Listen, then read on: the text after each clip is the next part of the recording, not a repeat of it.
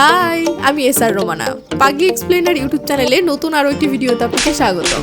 আজকে আমি যে ড্রামাটি এক্সপ্লেন করতে যাচ্ছি এটি 2025-এর south Korean romantic comedy drama. ড্রামার নাম হচ্ছে উড ইউ ম্যারি মি। তো চলুন আর দেরি না করে ড্রামার সুন্দর কিছু সিন দেখে শুরু করা যাক।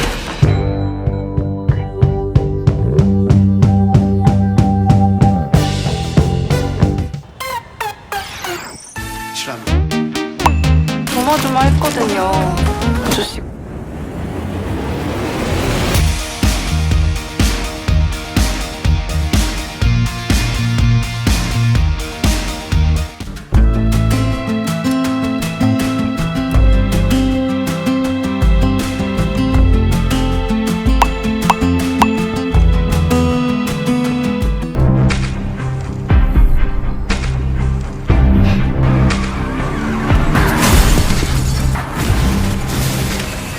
ড্রামার শুরুতেই দেখি আমাদের ড্রামার নায়িকা ম্যারি একটা শোরুমে তার কাস্টম মেড ওয়েডিং রিংটি নিতে এসেছে, কিন্তু সে জানতেই পারেনি যে যেই মানুষটির সাথে সে নতুন জীবনের স্বপ্ন বুনতেছে সেই কিম ইউজি তাদেরই ভালোবাসার সাজানো বাসর ঘরে অন্য এক নারীর সাথে লুকানো প্রেমে মেতে উঠেছে।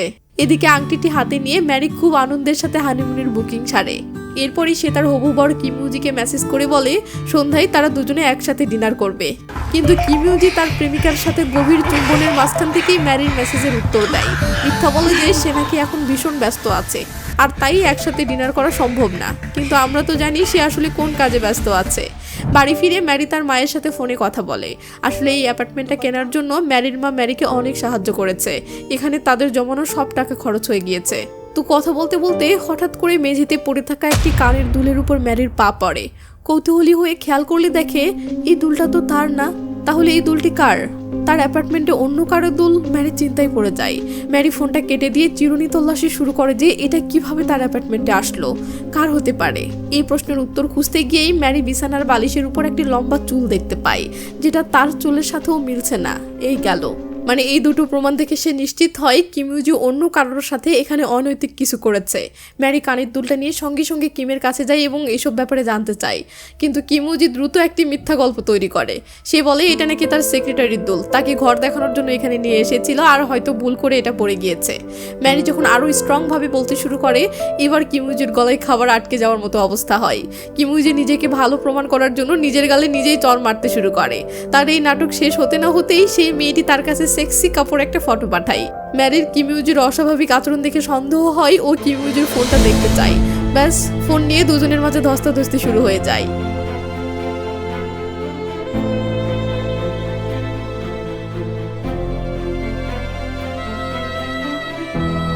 তো ম্যারি এবার শারীরিক ও মানসিকভাবে এতটা আঘাত পায় যে সে এবার সিদ্ধান্ত নেয় সে কিম ইউজির মায়া থেকে বেরিয়ে আসবে। ম্যারি আজকে সেটাই করে এবং আসার সময় সে রাগ করে কিম ইউজির মুখে এক কাপ কফি সবার সামনেই ছুঁড়ে মেরে আসে। তো আপাতত এই দুইজনকে সরিয়ে এবার সিন চলে আসে আর একটা ছেলের কাছে। মজার ব্যাপার হলো এই ঠকবাজ ছেলেটার মতোই এই ছেলেটার নামও কিন্তু কিম ইউজি। এই মুহূর্তে কিম ইউজি নিউ ইয়র্ক থেকে সাউথ কোরিয়ার একটা ফ্লাইটে রয়েছে। সেখানে একজন লোক তার সাথে সিট বদল করতে চাইছিল। লোকটার মা কিমের পাশে বসেছিলেন, কিন্তু কিম কেন জানি রাজি হয় না এবং লোকটাকে একদমই পাত্তা দেয় না। তখনই সিন ফ্ল্যাশব্যাকে নিয়ে গিয়ে দেখানো হয় এয়ারপোর্টে অপেক্ষা করার সময় কিম ইউজি লোকটার কথা শুনে বুঝতে পেরেছিল যে লোকটি তার মায়ের কাছ থেকে তার জমির কাগজপত্র জোর করে সই করিয়ে নিতে চাচ্ছে। সিন বর্তমানে আসে। তো এই জন্যই কিম ইউজি লোকটাকে তার মায়ের কাছে বসতে দিল না। তো সিন চেঞ্জ হলে আমরা দেখি কিম প্লেন থেকে নামতেছে। নামার সাথে সাথেই তার দাদি তাকে ফোন করে বসে। দাদি আসলে চাচ্ছে কিম যেন এখনই এসে তার সাথে দেখা করে, কিন্তু কিম তো এখানে ছুটি কাটাতে এসেছে। তাই সে দাদিকে সাফ জানিয়ে দেয়, দাদি আমি আমার 1 মাসের ছুটিটা আগে ভালো করে এনজয় করি, তারপর তোমার সাথে দেখা করব। আসলে কিমের দাদি চাচ্ছে কিম যেন খুব তাড়াতাড়ি তাদের ফ্যামিলি বিজনেসের হাল ধরে, কিন্তু কিম এখন ওসব কাজের প্যারায় যেতে চায় না। সে ফিশিং করছে, ঘুরে বেড়াচ্ছে, মানে তার হলিডেটা একদম ফুল মাস্তি করে কাটাচ্ছে। অন্যদিকে আমরা ম্যারিকে দেখি বেচারি তার ওই ঠকবাজ হবু বরের সাথে ডিভোর্সের পেপার রেডি করতে এসেছে। তাদের কোর্ট ম্যারেজ হয়েছিল ঠিকই, কিন্তু সামাজিকভাবে এখনো বিয়েটা হয়নি। তাই ম্যারি চাচ্ছে ঝামেলার আগেই সব চুকিয়ে ফেলতে। ম্যারি তার এক্সকে রিকোয়েস্ট করে বলে প্লিজ আমার মা যেন এখনই এইসব ব্যাপারে কিছু না জানে, কিন্তু নির্লজ্জ ছেলেটা ম্যারির কথায় পাত্তাই দেয় না। সে ম্যারির হাতে ডিভোর্সের কাগজ ধরিয়ে দিয়ে তার নতুন গার্লফ্রেন্ডের সাথে ফুর্তি করতে বেরিয়ে যায়। ম্যারি তখন হতাশ হয়ে বিয়ের সব আয়োজন ক্যান্সেল করে দেয় আর মনের রাগ মেটানোর জন্য একা একাই ধুমধাম বেসবল প্র্যাকটিস করতে থাকে। সে মনে মনে প্রতিজ্ঞা করে যা হয়েছে ভুলে গিয়ে নতুন করে জীবন শুরু করবে। কিন্তু ম্যারির কপালটাই খারাপ। পরদিন হঠাৎ তার বাসায় পুলিশ এসে হাজির। পুলিশ এসে যা বলে তা শুনে তো ম্যারির মাথায় আকাশ ভেঙে পড়ে। পুলিশ জানায় ম্যারি যে নতুন বাসাটা ভাড়া নিয়েছে সেটা আসলে একটা বড় স্ক্যামের অংশ। বাড়ির আসল মালিক বিদেশে থাকে আর সে একটা ম্যানেজমেন্ট কোম্পানিকে দায়িত্ব দিয়ে গিয়েছিল, কিন্তু ওই কোম্পানির এক কর্মচারী নিজেকে মালিক সাজিয়ে ম্যারির সাথে ভুয়া চুক্তি সই করিয়ে নিয়েছে। পুলিশ ম্যারিকে পরামর্শ দেয়, দেখুন আসল মালিক যাতে আপনার নামে অবৈধভাবে প্রবেশের মামলা করতে না পারে, তাই ভালো হবে আপনি এক্ষুনি বাসাটা ছেড়ে দিন। পরিস্থিতিটা বুঝতেই পারছেন। ম্যারি একে তো ধোকা খেলো প্রেমে, তার উপর আবার এই থাকার জায়গা নিয়েও ঝামেলায় পড়ে গেল। তো ম্যারির সাথে সাথেই তার ঠকবাজ এক্স বয়ফ্রেন্ডের কাছে ফোন করে। ম্যারি ভেবেছিল যেহেতু ছেলেটা কিম ইউজির কাকার প্রসিকিউটর অফিসে কাজ করত, তাই হয়তো সে তার টাকাটা ফেরত পেতে একটু সাহায্য করবে। কিন্তু না, কিম ইউজি এখন তার নতুন গার্লফ্রেন্ডের হাতের পুতুল হয়ে পড়েছে। সে যা বলে তাই শোনে। তাই সে ম্যারিকে বলে, আমাদের মধ্যে এখন কোনো সম্পর্ক নেই, তাই তোমার সমস্যা তুমি নিজেই সমাধান করো। অসহায় ম্যারি তখন দুঃখ ভুলতে লাল পানি খাওয়া শুরু করে। একটু বেশি ড্রিঙ্কস করার ফলে সে টলমল পায়ে মাতাল অবস্থায় বাড়ি ফিরছিল। আর তখনই রাস্তার পাশে রাখা একটা গাড়িতে দুম করে ধাক্কা খায়। আর এই গাড়িটা ছিল সেই ভালো ছেলেটা, মানে সেকেন্ড কিম ইউজি। তো দুজনের নামই যেহেতু কিম ইউজি, তাই আপনারা কনফিউজড হয়ে যাবেন। তাই এই ভালো কিম ইউজির নাম পাল্টে রাখলাম আমি কিম। ওকে। তো কিম গাড়ি থেকে নেমে এসে ম্যারিকে উঠতে সাহায্য করে, এমনকি ম্যারিকে হাসপাতালেও নিয়ে যেতে চায়। কিন্তু ম্যারি হাত নেড়ে বলে, না না না, আমি ঠিক আছি। তখন আমাদের হিরো কিম ম্যারির ফোনটা নিয়ে নিজের নাম আর নাম্বার সেভ করে দেয়। নাম লেখে কিম ইউজি, মানে তার নাম তো কিম ইউজি।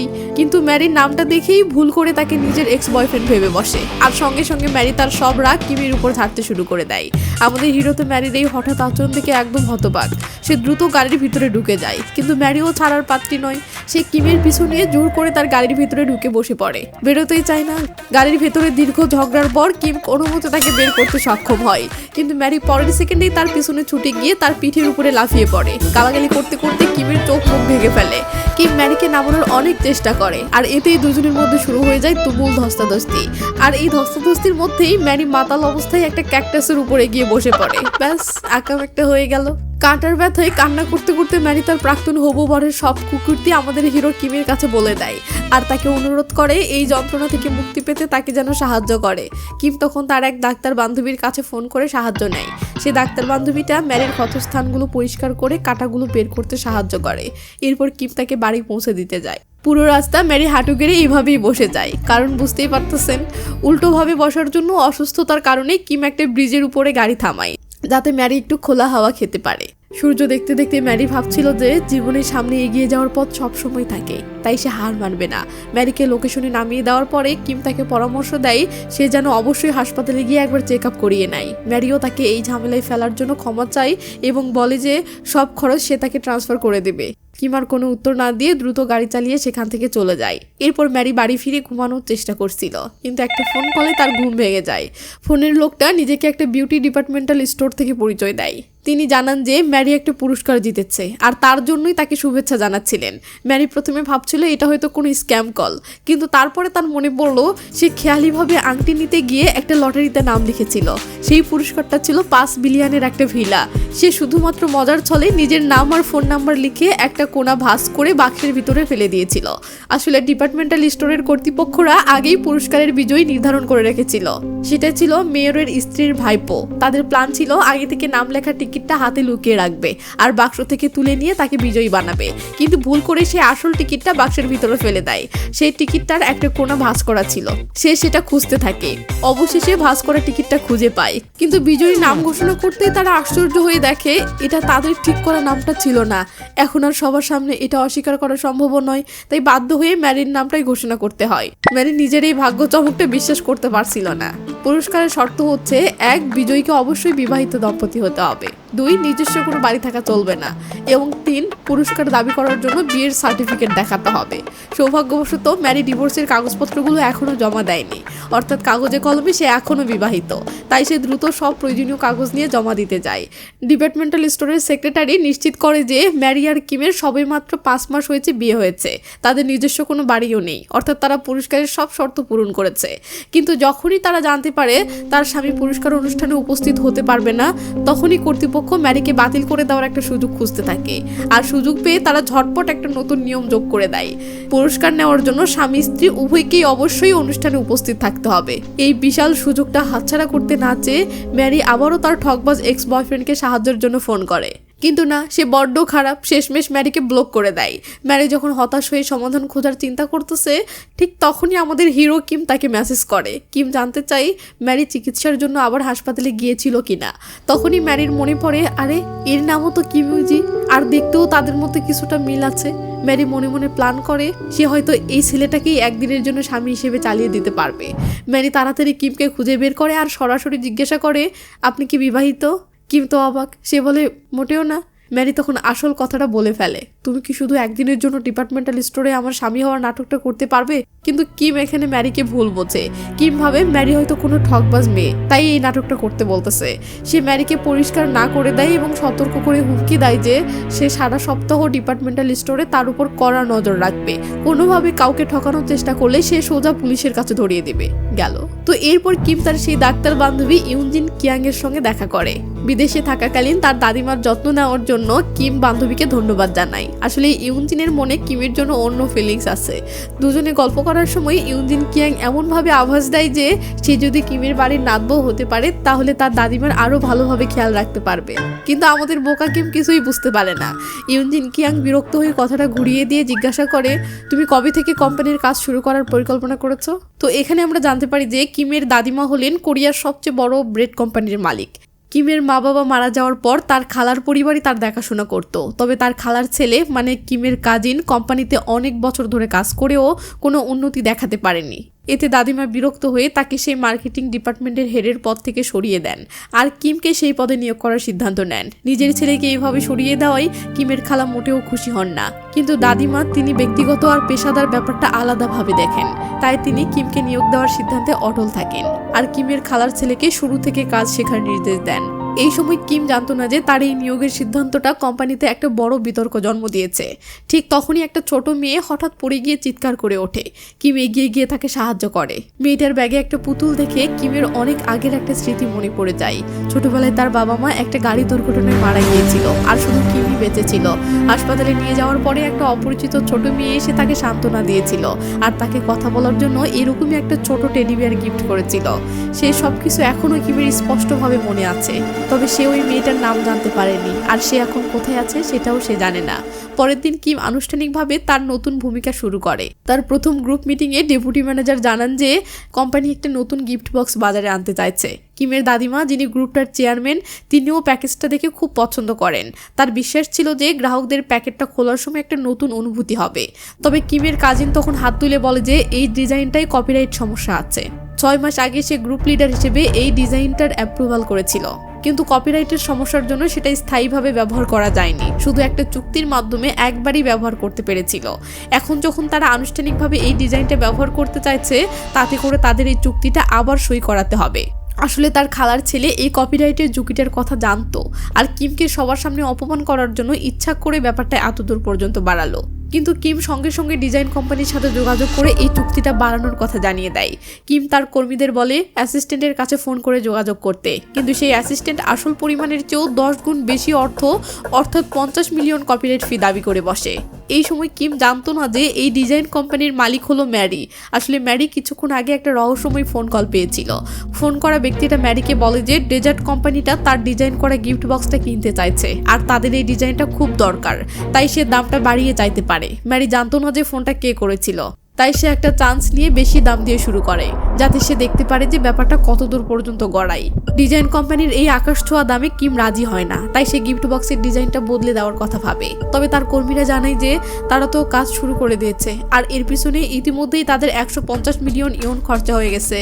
এখন যদি ডিজাইনটা পরিবর্তন করতে হয় তাহলে সব টাকা তাদের নষ্ট হয়ে যাবে। কিম তখন তাদের কর্মীদের বলে যে আমি নিজেই তাহলে ওই কোম্পানির পরিচালকের সঙ্গে কথা বলবো এবং দামটা কমিয়ে আনার চেষ্টা করব। অন্যদিকে ম্যারি তখন কোম্পানির কাছ থেকে কোনো খবর পায়নি, কিন্তু ডিপার্টমেন্টাল স্টোর থেকে একটা মেসেজ পেয়েছে।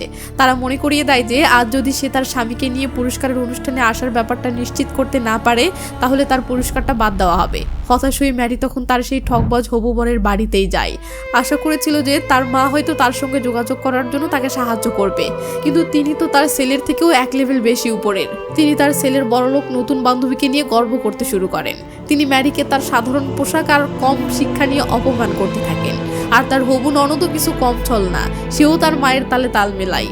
তাদের এই ব্যবহার দেখে ম্যারি নিজেরই খারাপ লাগছিল যে কেন সেখানে সাহায্য চাইতে এসেছে। আমাদের ম্যারিও কিছু কম যায় না, সেও ওর ছেলেকে তার মায়ের আঁচলে থাকা বাচ্চা বলে অপমান করে সেখান থেকে চলে যায়।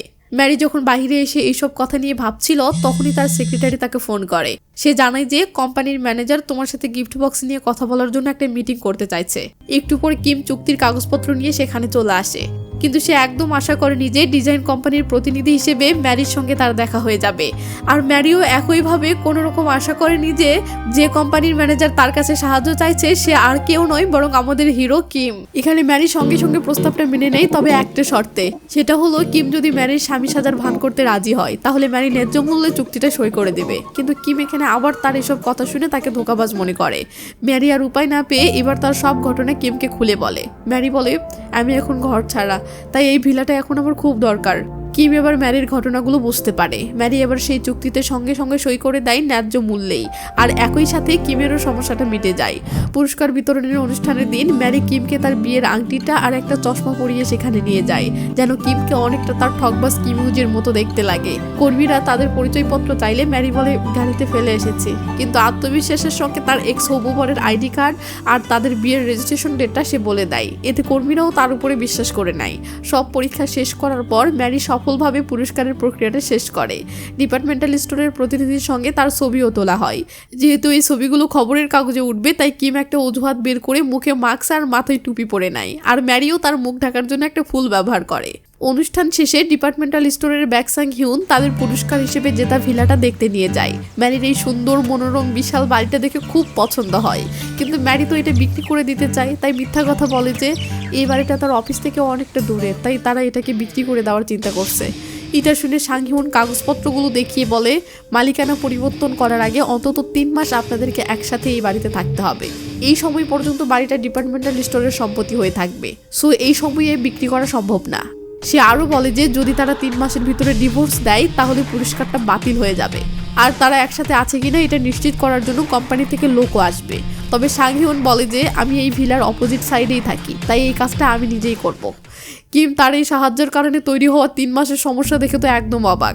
সে ম্যারির সাথে এই নাটকটা আর চালিয়ে যেতে রাজি না, তাই রাগ করে এখান থেকে বেরিয়ে যায়। কিন্তু বেরোনোর পরে তার মনে হয় সে ম্যারির সাথে খুব খারাপ ব্যবহার করেছে, তাই ক্ষমা চাওয়ার জন্য ম্যারিকে কল করে। ম্যারি ফোন ধরার সঙ্গে সঙ্গে আশ্চর্যজনকভাবে কিমের খালা আর কাজিন হঠাৎ তার সামনে চলে আসে। এটা দেখে কিম তাড়াহুড়ো করে ফোনটা কেটে দেয়। আসলে কিমের খালা আর কাজিন পাশেই একজনের সঙ্গে দেখা করতে এসেছিল। হঠাৎ কিমকে দেখে তারা অবাক হয়ে যায়। সে এখানে কি করছে এটা নিয়ে প্রশ্ন করতে লাগে, কিন্তু কিম কিছু বলার আগেই সাংহিউন সেখানে চলে আসে ও কিমকে তার স্ত্রী ম্যারির কথা জিজ্ঞেস করে।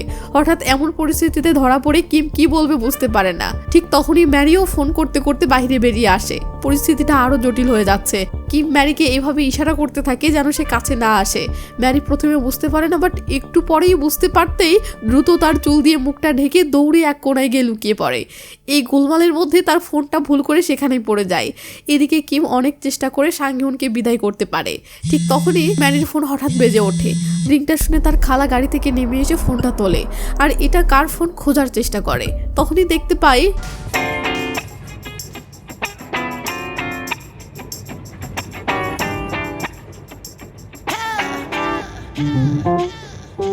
তো খালা দেখে ফেলেছে, আর তো উপায় নেই। তাই ম্যারি এভাবে বেরিয়ে আসে আর বেরিয়ে এসে খালার সাথে নানান অ্যাক্টিং করে খালার কাছ থেকে ফোনটা নিয়ে নেয় আর তারপরেই সেখান থেকে সে কেটে পড়ে। তবে কিম এমন উত্তেজনাপূর্ণ পরিস্থিতি আর সহ্য করতে পারতেছে না, তাই সে রাতেই ম্যারিকে ফোন করে বলে, আমরা যত চেষ্টাই করি না কেন শেষমেশ সবাই জানতে পারবে যে তুমি একাই সেখানে থাকবে, আর এতে করে আমরা ফেসে যেতে পারি। এখন ম্যারির আগের ভাড়া বাড়ির চুক্তিটাও বাতিল হয়ে গেছে, আর ঠকবাজ এক্স তো বিয়ের বাড়িটাও আইনিভাবে নিজের দখলে নিয়ে নিয়েছে। থাকার আর কোনো জায়গা না থাকায় ম্যারি সুটকেস নিয়ে রাস্তায় ঘুরতে থাকে। দিশেহারা হয়ে সে একটা মোটেলের বিজ্ঞাপন দেখতে পায়, যেখানে অগ্রিম ডিপোজিট লাগবে না বলে লেখা আছে। এই বিজ্ঞাপনটা ম্যারিকে সঙ্গে সঙ্গে আকর্ষণ করে, তাই ম্যারি তার লাগেজ নিয়ে সেই মোটেলের ভিতরে পৌঁছে যায়। যদিও পরিষ্কার পরিচ্ছন্নতা নিয়ে একটু সন্দেহ ছিল, তবুও অন্তত তার কাছে এখন থাকার জন্য একটা জায়গা আছে। ম্যারি ভাবে প্রথম রাতে হয়তো ঘুম হবে না, কিন্তু আশ্চর্যজনকভাবে সে পরের দিন সকাল 9টা পর্যন্ত ঘুমায়। সকালে উঠে তাড়াহুড়ো করে তৈরি হয়ে ম্যারি একটা ক্লায়েন্টের সঙ্গে দেখা করতে হাসপাতালে ছুটে যায়। তারপর হাসপাতাল থেকে বের হওয়ার সময় কিমের সেই হাসপাতালের বান্ধবী ইউনজিন কিয়াং এর সঙ্গে দেখা হয়। এটা সে যে এর আগে ম্যারির ক্ষতস্থানগুলো ব্যান্ডেজ করে দিয়েছিল।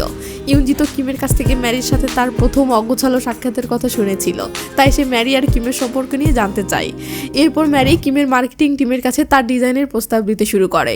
প্রস্তাবটা সবারই খুব ভালো লাগে, আর এই খুশিতে টিমের সদস্যরা ডিনার করে সেলিব্রেট করার সিদ্ধান্ত নেয়, আর ম্যারিকেও তাদের সঙ্গে যোগ দিতে বলে।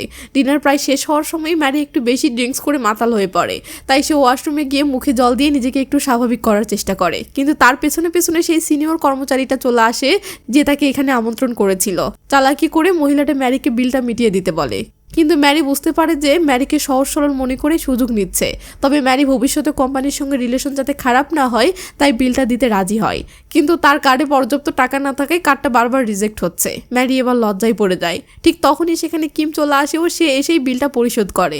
ডিনারের পর সবাই আরও বেশি সেলিব্রেট করার কথা ভাবে, কিন্তু কিম ভাবে মাতাল হয়ে ম্যারি উল্টোপাল্টা করে দেবে, তাই কিম এক প্রকার জোর করে ম্যারিকে পৌঁছে দিতে নিয়ে যায়। হোটেলে পৌঁছে ম্যারি মাতাল অবস্থায় রুমের চাবিটা খোঁজার জন্য ব্যাগের সব জিনিসপত্র এদিক ওদিক ছড়িয়ে ফেলে। তখনই আবার মনে হয় সে সকালে তাড়াহুড়ো করে বেরিয়ে যাওয়ার সময় চাবিটা নিতেই ভুলে গিয়েছে। কিম বিরক্ত হয়ে 5ম তলা থেকে দৌড়ে ম্যানেজারের কাছে যায় রুমটা খুলে দিতে বলার জন্য। এরপর ম্যারিকে বিছানায় শুয়ে দেওয়ার পরে কিম আয়নায় দেখে যে ম্যানেজারের দৃষ্টি তার দিকে খুব ভালো না। নিজের অস্বস্তি চেপে রেখে সে হোটেল রুম থেকে বেরিয়ে আসে, কিন্তু গাড়ির কাছে পৌঁছে দেখে সে গাড়ির চাবিটা ম্যারির রুমে ফেলে এসেছে। কিন্তু ম্যারিকে ফোন করে, আর সে ফোনটা তোলার সঙ্গে সঙ্গে একটা চিৎকার শুনতে পায়। কিমের তখনই সেই ম্যানেজারের খারাপ ভাবভঙ্গিটা মনে পড়ে যায়। সে ব্যাপারটা খারাপ বুঝতে পেরে তখনই ম্যারির রুমের দিকে দৌড় দেয়। এরপর ম্যারির রুমে গিয়ে সত্যি সত্যি সেখানে ম্যানেজারকে দেখে কোনো কিছু না ভেবে তার মুখে একটা ঘুষি বসিয়ে দেয়, যার জন্য ম্যানেজারের নাক দিয়ে রক্ত বেরোতে শুরু করে। ম্যারি অবাক হয়ে বলে, তুমি ওকে কেন মারলে? আসলে ব্যাপারটা হলো, কিম যখন তাকে ফোন করেছিল তখনই ম্যারির পায়ে গরম নুডলস পড়ে গিয়েছিল, তাই তখন সে চিৎকার করে উঠেছিল। আর ম্যানেজার শুধু ফার্স্ট এইড দিয়ে ম্যারিকে সাহায্য করছিল। এই ভুল বোঝাবুঝিটা বুঝতে পেরে কিম ম্যানেজারের কাছে ক্ষমা চায়, কিন্তু ম্যানেজার এতটা রেগে গিয়েছে যে সে রাগ করে ম্যারিকেই হোটেল থেকে বের করে দেয়। হোটেল থেকে বেরিয়ে ম্যারি তার ক্ষতস্থানগুলোর চিকিৎসা করে নেয়। ম্যারির থাকার জায়গা না থাকায় অনিচ্ছা সত্ত্বেও কিম তাকে পুরস্কারের ভিলাতে নিয়ে যায়। কিম ম্যারিকে সতর্ক করে বলে যে সে যেন খুব সাবধানে থাকে এবং কোনোভাবেই সাংইউনের চোখে না পড়ে। থাকার জায়গা পাওয়ায় ম্যারি একটু শান্তিতে ঘুমাতে পারে। ঘুম থেকে ওঠার পর ম্যারি খোলা বাতাসের জন্য বাইরে বেরিয়ে আসে। ভিলার সৌন্দর্য তার মন কেড়ে নেয়। ঠিক তখনই রাস্তার উল্টো দিকের বাড়ি থেকে সাংইউন বেরিয়ে আসে। সে দ্রুত মাথা নিচু করে লুকিয়ে পড়ে যাতে সাংইউন তাকে দেখতে না পায়। তবে এর কিছুক্ষণ পরেই সাংইউনের কাছ থেকে সে একটা ফোন পায়। সাংইউন জানায় যে নিয়ম অনুসারে কোম্পানির একজন তাদেরকে দেখতে আসবে, তাই যেন সে তৈরি থাকে। সেই রাতে ম্যারি এই ঘরে আছে এটা গোপন রাখতে সে সব লাইট নিভিয়ে কাজ করছিল, কিন্তু দুর্ভাগ্যবশত একটা মশা মারতে গিয়ে সে ভুল করে ভয়েস কন্ট্রোলের মাধ্যমে ঘরের সব লাইট জ্বালিয়ে ফেলে। এই গোলমাল দেখে সাংইউন সেখানে চলে আসে। সে ম্যারিকে আবারও মনে করিয়ে দেয় যে কোম্পানি থেকে পরিদর্শনের জন্য লোক আসবে। সে তাকে লাইটগুলো নিয়ন্ত্রণের পদ্ধতিও শিখিয়ে দেয়, কিন্তু দরজার কাছে একজোড়া মহিলার জুতো এবং ঘরের ভেতরে কোনো পুরুষ মানুষের জিনিসপত্র না দেখতে পেয়ে সাংইউনের সন্দেহ হয়। সে ম্যারিকে সরাসরি জিজ্ঞেস করে তার বর কি সত্যি এখানে থাকে। ম্যারি মিথ্যা বলে যে তার বরের জিনিসপত্র দোতলায় আছে এবং সেগুলো গুছিয়ে রাখার মতো সে এখনো সময় পায়নি। সাংহুন পুরোপুরি বিশ্বাস না করে সেখান থেকে চলে যায়।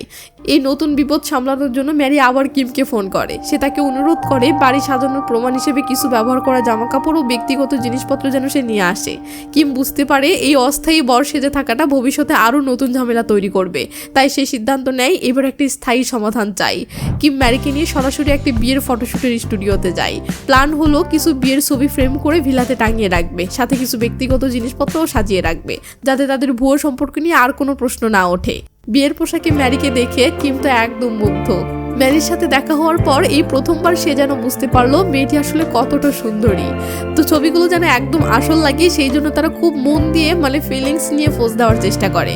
কিন্তু যেই না তাদের দুজনের চোখে চোখ পড়ে, অমনি দুজনের বুকের ভেতরটা ধরফর করতে শুরু করে। তাদের হৃদস্পন্দন এমন বেড়ে যায় যেন মনে হচ্ছে ভিতরে কেউ ঢাক পেটাচ্ছে। ভুয়ো পোজ দিতে দিতে কখন যে সত্যি সত্যি প্রেম চলে এলো নিজেরাই বুঝতে পারলো না। ফটোশুট শেষ হওয়ার পর ম্যারি পোশাক পরিবর্তন করার জন্য কিমকে বাহিরে যেতে বলে। কিম যেই না ঘর থেকে বেরোয় ঠিক তখনই দেখে তার একজন সহকারী বন্ধুর সাথে সেখানে ছবি তুলতে এসেছে। পরিচয় ফাঁস হওয়ার ভয়ে কিম দ্রুত পিছিয়ে এসে আবার ফটোশুট রুমের ভেতরে ঢুকে পড়ে, কিন্তু সেই সহকারীটি কিমকে দেখে ফেলাই সন্দেহ নিয়ে তার পিছু নেয়। উপায় না দেখে এবং পরিচয় গোপন রাখতে কিম তাড়াহুড়ো করে ম্যারিকে একটা চুমু দিয়ে দেয়। এর পরের দৃশ্যে আমরা দেখি তারা দুজনে সেই ভিলাই। কিম ছবিগুলো ঘরের ভিতরে টাঙাতে ম্যারিকে সাহায্য করছে। সবচেয়ে মজার ব্যাপার হলো তারা যে একসাথে থাকে তা সাংহিউনকে প্রমাণ করার জন্য কিম সাংহিউনের কাছ থেকেই যন্ত্রপাতি চেয়ে নিয়ে আসে। পরের দিন মিটিং চলাকালীন কিমের কর্মীরা বারবার তার পিঠের দিকে তাকাচ্ছিল। তারা নিশ্চিত হওয়ার চেষ্টা করছিল যে ফটোশুটের জায়গায় দেখা লোকটি কিম ছিল কিনা। তো ব্যাপারটা নিশ্চিত হওয়ার জন্য তারা ফটো স্টুডিওতে ফোন করারও কথা ভাবে। এটা শুনে ম্যারি তো চমকে যায়, কিন্তু ঠিক তখনই কিম কনফারেন্স রুমে ঢুকে অফিসিয়ালভাবে মিটিং শুরু করার ঘোষণা করে, যার কারণে তাদের এই পরিকল্পনাটা সফল হয় না। মিটিং শেষ হওয়ার পরে ম্যারি কিমকে একপাশে টেনে নিয়ে যায়। মানে ম্যারি চিন্তায় আছে যে কর্মীরা হয়তো তাদের তদন্ত চালিয়ে যাবে, কিন্তু কিম বলে যে চিন্তা করো না, ফটো স্টুডিও বুকিং করার সময় আমি আমার নিজের নাম ব্যবহার করিনি, তাই যদি তারা জিজ্ঞাসাবাদও করে তাও আমরা কোনোভাবেই ফাঁস করব না। আলাদা হওয়ার আগে কিম ম্যারিকে বলে যে আমার দাদিমা তোমার ডিজাইনটা খুব পছন্দ করেছে, পরের মিটিংয়ে তুমি নিজেই দাদিমাকে সেটা দেখাইও। অন্যদিকে আমরা জানতে পারি অ্যাকাউন্ট বিভাগের প্রধান গাড়ি দুর্ঘটনায় মারা গেছেন। এই সময় কিমের কাকা বলেন মৃত ব্যক্তি কোম্পানি থেকে কিছু টাকা ধার নিয়েছিল। তিনি পরামর্শ দেন যেহেতু তিনি আর নেই তাই বিষয়টি নিয়ে আর কোনো তদন্ত বা ঘাটাঘাটির প্রয়োজন নেই। আসলে টাকা চুরি করেছে কিমের কাকা। নিজের অপরাধ ঢাকতে দোষটি ওই মৃত ব্যক্তির উপর চাপানো হয়েছে। তাকে অতিরিক্ত মদ খাইয়ে পরিকল্পিতভাবে এই দুর্ঘটনাটি ঘটানো হয়। পরিবারের সবাই যখন একসাথে ডিনার করে তখন কিমের খালা ওই দুর্ঘটনা নিয়ে কথা বলেন। তিনি সবাইকে সাবধানে গাড়ি চালানোর জন্য বলেন। খালার এই কথাগুলো কিমের পুরনো স্মৃতিগুলো স্পষ্ট মনে করিয়ে দেয়, কারণ তার বাবা মাও এক গাড়ি দুর্ঘটনায় মারা যান আর সে একা বেঁচে থাকে। কিম মন খারাপ করে নিজের ঘরে চলে আসে। তার বাবা মাকে কেড়ে নেওয়া সেই স্মৃতিগুলো এখনও তাকে তাড়া করে। সে মনে করে গাড়িটা থেকে একা সে কোনো মতে হামাগুড়ি দিয়ে বাইরে বেরোয়। ঠিক তখনই সেখান থেকে একটি গাড়ি যায়। গাড়ির ভেতরের লোকটি আর সেই ছোট মেয়েটি তাকে দেখতে পায়। তারা তাকে সাহায্য করে পুলিশ স্টেশনে নিয়ে আসে। ছোট কিমকে সান্ত্বনা দিতে ওই মেয়েটি নিজের টেডি বিয়ার তাকে দিয়ে দেয়। কিম তার ড্রয়ার থেকে যত্ন করে রাখা সেই টেডি বিয়ারটা বের করে। যখনই জীবন তার কাছে কঠিন মনে হয় তখন সেই টেডি বিয়ারটি দেখেই নিজেকে শান্ত করে। পরের দিন ডিপার্টমেন্টাল স্টোর থেকে একটা লোক বাড়ি পরিদর্শন করতে আসবে, তাই কিম নিজে থেকেই ম্যারির হাজবেন্ড সেজে সেখানে যায়। দুজন একই রকম জুতা আর একই কালারের টি শার্ট পরে, দেখতে যেন একদম হাজবেন্ড ওয়াইফ লাগে। আর ঘরটাও তো আগেই একদম নতুন দম্পতির মতো করে সাজিয়েছেই। পরিদর্শককে আরও বেশি বিশ্বাস করাতে ম্যারি তার এক্স প্রতারক হবু বরের সাথে হানিমুনের যে প্ল্যান করেছিল সেই ডেট আর জায়গাগুলোর কথাও কিমকে বলে রাখে। সাথে তার এক্স ধোঁকাবাজ বয়ফ্রেন্ডের সাথে তার কিভাবে দেখা হয়েছিল সেটাও বলে। তখন আমরাও দেখি একটা ট্রিপে ম্যারি পানিতে পড়ে গিয়েছিল। তখন ওই কিমিউজি ম্যারিকে পানি থেকে তুলে এনে বাঁচায়।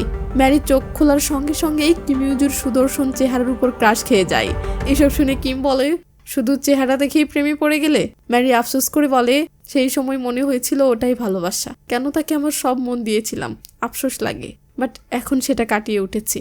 তো দুজনে গল্প করতেছে তখন সাংহিউন ফোন করে বলে যে লোকটি পরিদর্শন করার কথা সে আজকে বাতিল করেছে। এটা শুনে ম্যারি কিমকে বলে খারাপ লাগতেছে, তোমার এত পরিশ্রম সব বৃথা গেল। কিম বলে সমস্যা নেই, আবার যেদিন আসবে আমাকে জানিও।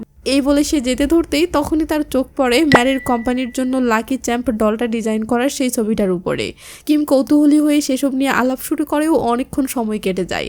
হঠাৎ কিমের ফোনে বান্ধবী ইউনজিন কিয়াংয়ের ফোন আসে। আসলে ইউনজিন কিয়াং আজ কিমকে একটা জায়গায় আসতে বলেছিল, বাট সে ফোন করলে বুঝতে পারে কিমের ব্যাপারটা মনেই নেই। এতে ইউনজিন মনটা একটু খারাপ হয়ে যায়। আসলে ইউনজিন আজকে কিমকে প্রপোজ করার প্ল্যান করেছিল, বাট মনটা খারাপ হয়ে গেল, তাই আর আজকে দেখা না করে বাহানা করে বলে যে তুমি যখন আসোনি তো আসো না, আর আমিও তোমাকে না আসার জন্যই ফোন করেছিলাম।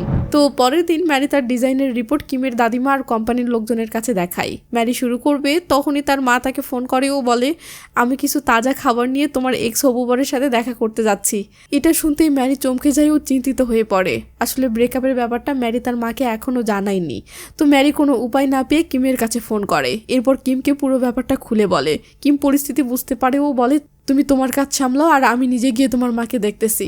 অন্যদিকে সেই ঠকবাজ কিমিউজি এখন তার নতুন গার্লফ্রেন্ডের সঙ্গে খুব ফুর্তিতে আছে। হঠাৎ সে তার নতুন গার্লফ্রেন্ডের ফোনে একটা মেসেজ দেখতে পায় যেখানে শুধু একটা রুম নাম্বার লেখা আছে।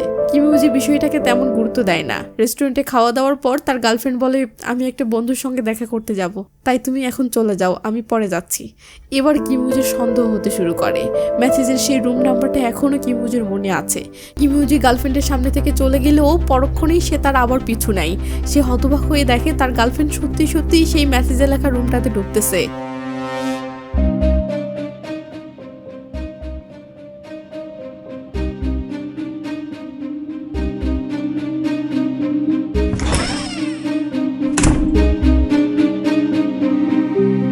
অন্যদিকে কিম যাওয়ার আগেই ম্যারির মা তার হবু জামের বাসায় পৌঁছে যায়। সেখানে সেই ঠকবাজের মা তাকে জানায় যে তার ছেলে আর তার মেয়ের অনেক আগেই ব্রেকআপ হয়ে গেছে। কিম ইউজির মা বোন মিলে ম্যারিকে নিয়ে ম্যারির মাকে অনেক অপমান করে। শেষমেশ তারা ম্যারির মাকে এখানে এসে আর বিরক্ত করতে মানা করে দেয় আর ধাক্কা মেরে রাস্তায় ফেলে দেয়। ম্যারির মায়ের যত্ন করে নিয়ে আসা খাবারগুলো সব রাস্তায় ছড়িয়ে যায়। ঠিক সেই সময় কিম সেখানে পৌঁছে পুরো ব্যাপারটা দেখে আর সবকিছু শুনে ফেলে। কিম সঙ্গে সঙ্গে দৌড়ে এসে ম্যারির মাকে ধরে উঠায় এবং খাবারগুলো সব জড়ো করে নেয়। কিমের এমন সহানুভূতি দেখে ম্যারির মা খুব খুশি হয়। তো এরপর কিম ম্যারির মাকে গাড়িতে করে স্টেশনে পৌঁছে দিতে যায় আর যেতে যেতে দুজনে নানা রকম গল্প করে। কথার মাঝে ম্যারির মা জানতে পারে যে কিমের অফিসের জন্যই এখন ম্যারি কাজ করতেছে। ম্যারির মা কিমকে বলে, আমার মেয়ে খুব ভালো, সে অনেক ভালো মনের মানুষ, তুমি যেন কারো কথা বিশ্বাস করে আমার মেয়েকে ভুল বোঝো না। যাওয়ার সময় ম্যারির মা কিমকে অনুরোধ করে যে ম্যারির ব্রেকআপের ব্যাপারটা আমি জেনে গেছি, এটা যেন আমার মেয়েকে বলো না। এরপর কিমকে সুন্দর করে বাই জানিয়ে ম্যারির মা চলে যায়। এরপর কিম ম্যারির মায়ের বানানো খাবারগুলো ম্যারির কাছে আনে। তখন কিম লক্ষ্য করে ম্যারি কাঁদতেছে।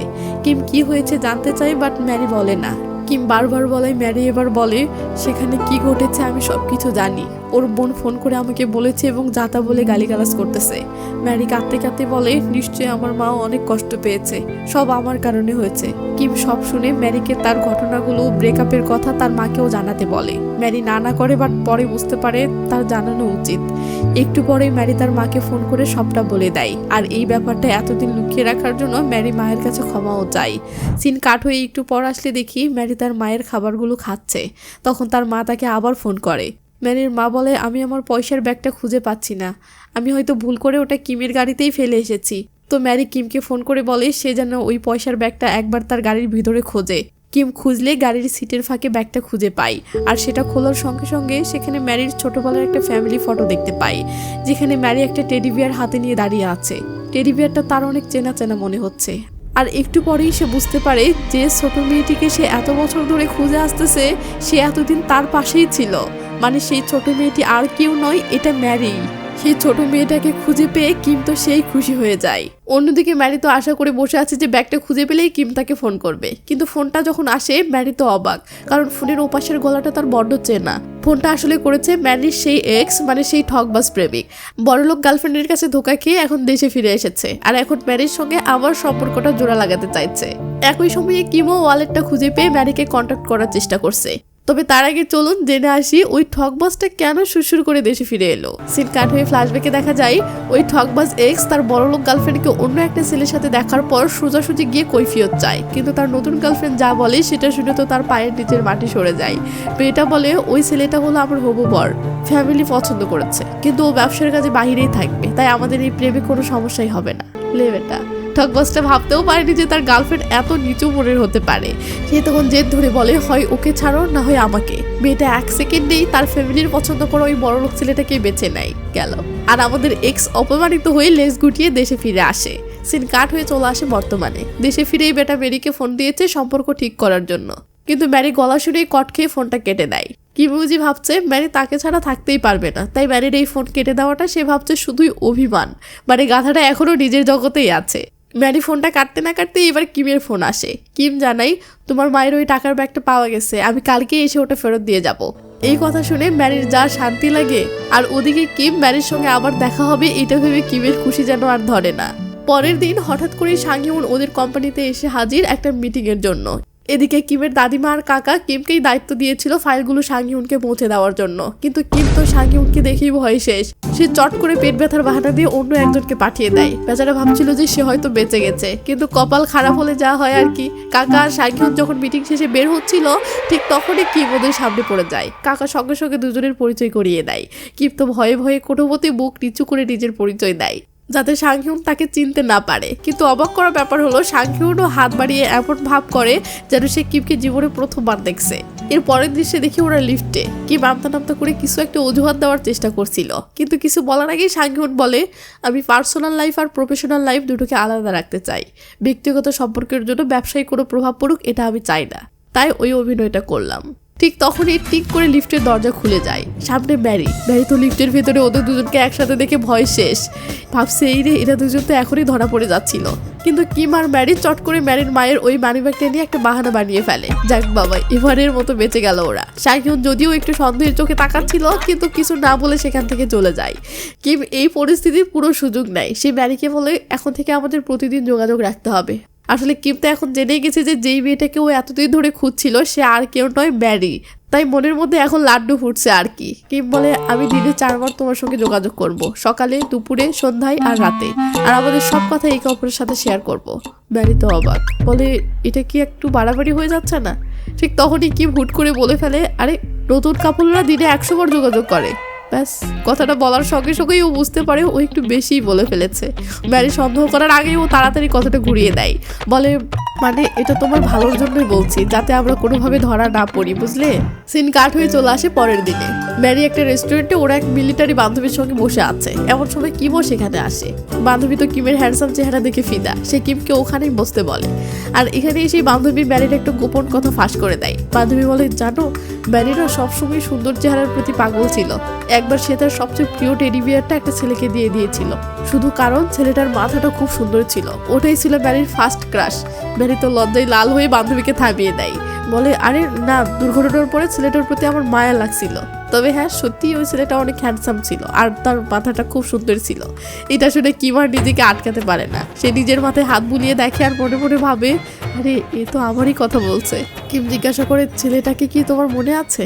ম্যারি বলে, তারপর থেকে আর কোনোদিনও তাকে দেখিনি, তবে আমি নিশ্চিত আমার ক্রাশ এখনো আগের থেকে আরো দারুণ হ্যান্ডসাম হয়েছে। ম্যারি যে তার ছোটবেলার ক্রাশ, এটা বুঝতে পেরে কিম তো খুশিতে গুলগুলা হয়ে যাচ্ছে। সেদিন রাতে কিম ইউজিনের সাথে ডিনারে যায়। বেচারি ইউজিন তো আজকেই তার ভালোবাসার কথা স্বীকার করার জন্য একদম রেডি ছিল, কিন্তু কিম তখনও ম্যারিকে পাওয়ার আনন্দে আত্মহারা। সে খুব উৎসাহিত হয়ে ইউজিনকে বলে, জানো আমি অবশেষে জানতে পেরেছি যে মেয়েটা আমাকে ছোটবেলায় টেডি বিয়ার দিয়েছিল সে আর কেউ নয়, ম্যারি। এটা শুনে ইউজিনের মুখটা চুপসে যায়। সে কিমের এই আনন্দটা নিতে পারছিল না। তার খুব দুঃখ হয় আর ম্যারির উপর তো খুব হিংসে হয়।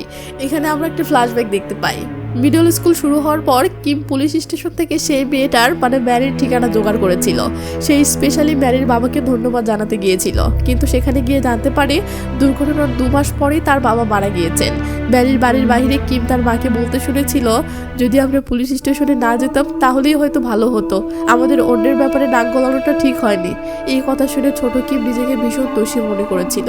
সে ভাবছিল তার কারণেই হয়তো ম্যারির বাবা মারা গেছেন, আর এই অপরাধবোধের কারণেই সে আর কোনোদিনও ম্যারির কাছে নিজের পরিচয় দেওয়ার সাহস পায়নি। বর্তমানে ফিরে এসে কিম এখনো ভাবছে ম্যারিকে সত্যিটা বলবে কিনা, কিন্তু ইউজিন নিজের স্বার্থের জন্য কিমকে বারণ করে, বলে ও হয়তো এখনো তোমাকে দোষী মনে করবে, এখন এসব না বলাই ভালো। কিম হতাশ হয়ে ভাবে হয়তো ইউজিন ঠিকই বলছে, তাই সে ঠিক করে আপাতত নিজের পরিচয় গোপনই রাখবে।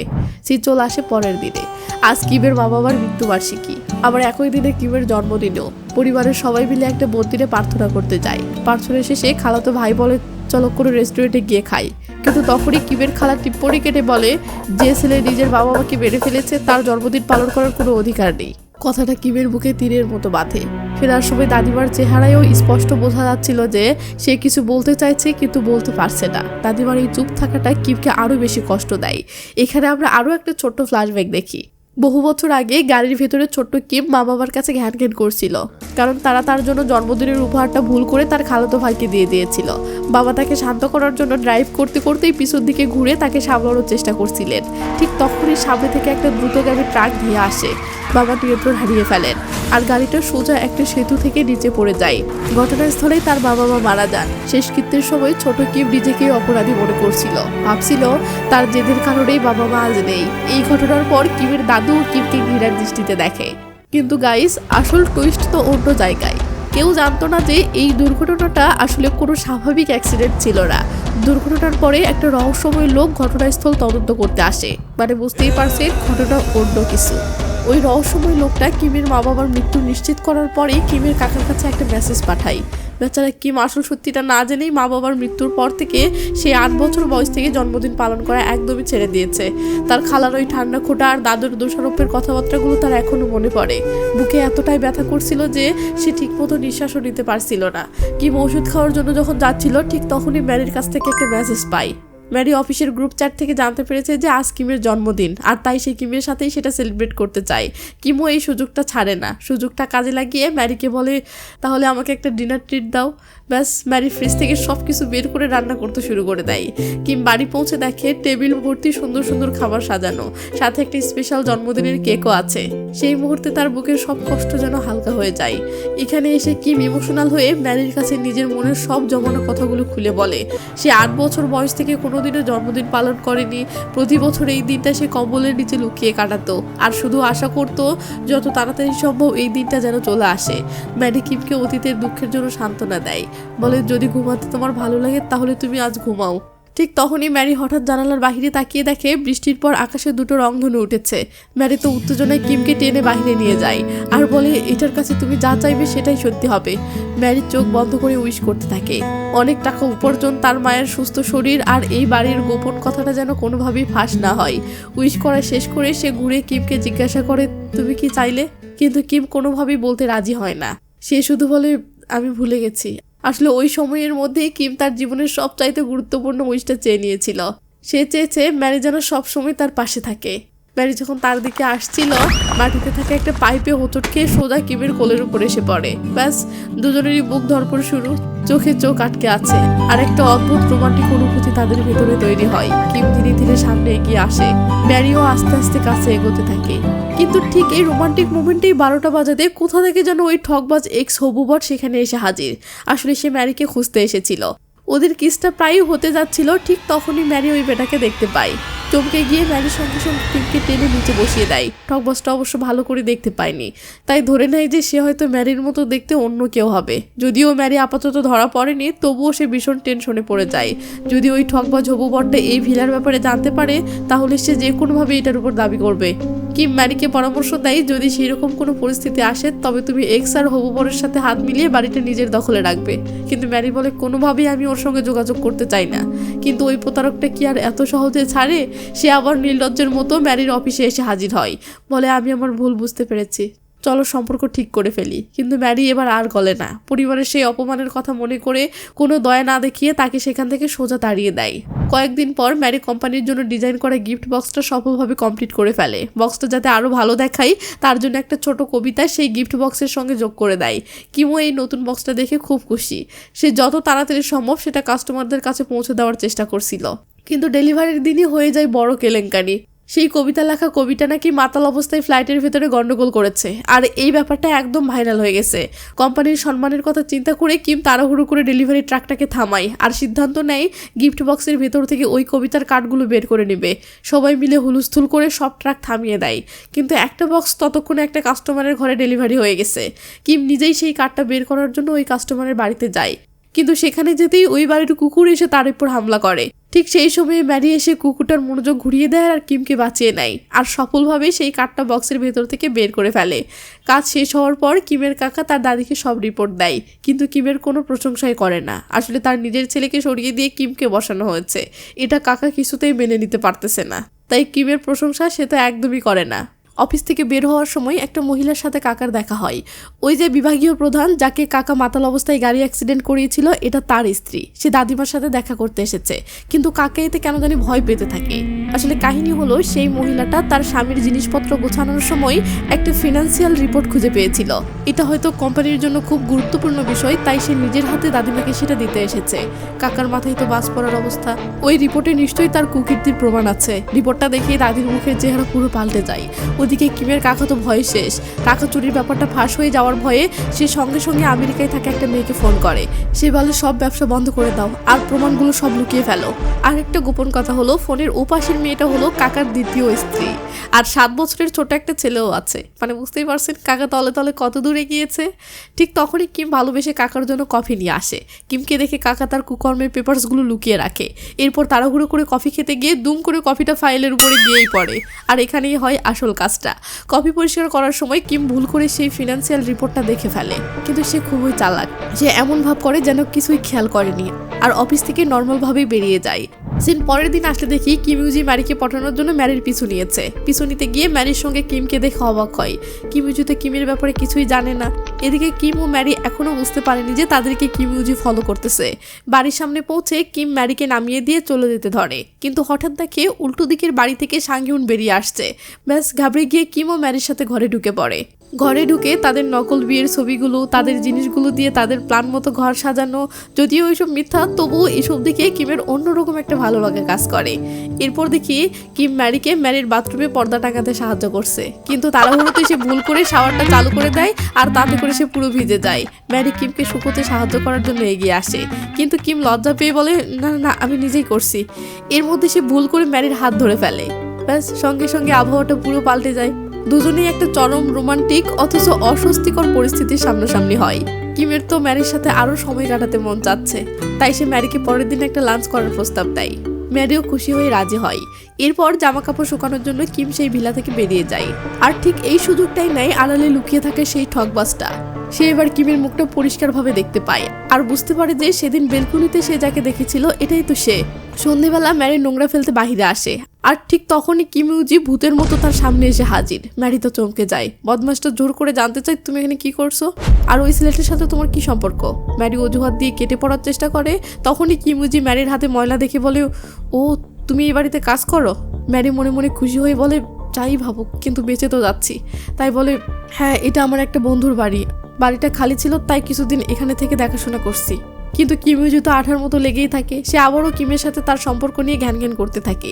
কথা বলতে বলতে সে ম্যারির পিছন পিছন একেবারে বেলকনি পর্যন্ত পৌঁছে যায়। এরপর ম্যারিকে বলে তুমি নিশ্চয়ই পরকিয়া করছো। ম্যারি খেপে গিয়ে বলে তুমি নিজেই তো পরকিয়া করতে, আর এখন আমি কার সঙ্গে ডেট করছি সেটা নিয়ে তোমার মাথা না ঘামালেও চলবে। এদিকে ম্যারির তো বুক ধরফর করছে, কারণ দেয়ালে ওদের নকল বিয়ের ছবিগুলো টাঙানো আছে।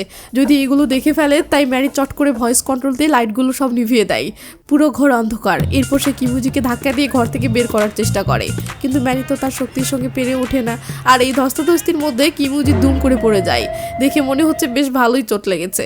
কোনো উপায় না পেয়ে ম্যারি তাকে হাসপাতালে নিয়ে যায়। ডাক্তার বলে ওর কবজির হাড় ভেঙে গেছে আর পায়ে টান লেগেছে, কিছুদিন হাসপাতালে ভর্তি থাকতে হবে। এটা শুনে কিমুজি তো আরো খুশি হয়। সে এবার ম্যারিকেও এই কয়দিন তার যত্ন নিতে বাধ্য করায়। আর এই ঝামেলার মধ্যে ম্যারি কিমের সাথে লাঞ্চ করার কথা একদম ভুলে গেছে। আমরা দেখি কিম সেখানে বসে ম্যারির অপেক্ষায় আছে। অবশেষে কিম তাকে ফোন করে। ম্যারি বাধ্য হয়ে কিমকে আর এইসব টেনশন দিবে না জন্য মিথ্যে বলে আমার একটা বান্ধবী অসুস্থ হয়ে পড়েছে, তার সেবা করার জন্য আমি হাসপাতালে আছি। কিম একটু মন খারাপ করে চলে যাচ্ছে, ঠিক তখনই ইউনজিন তাকে ফোন করে রাতে ডিনারের জন্য ইনভাইট করে গেল।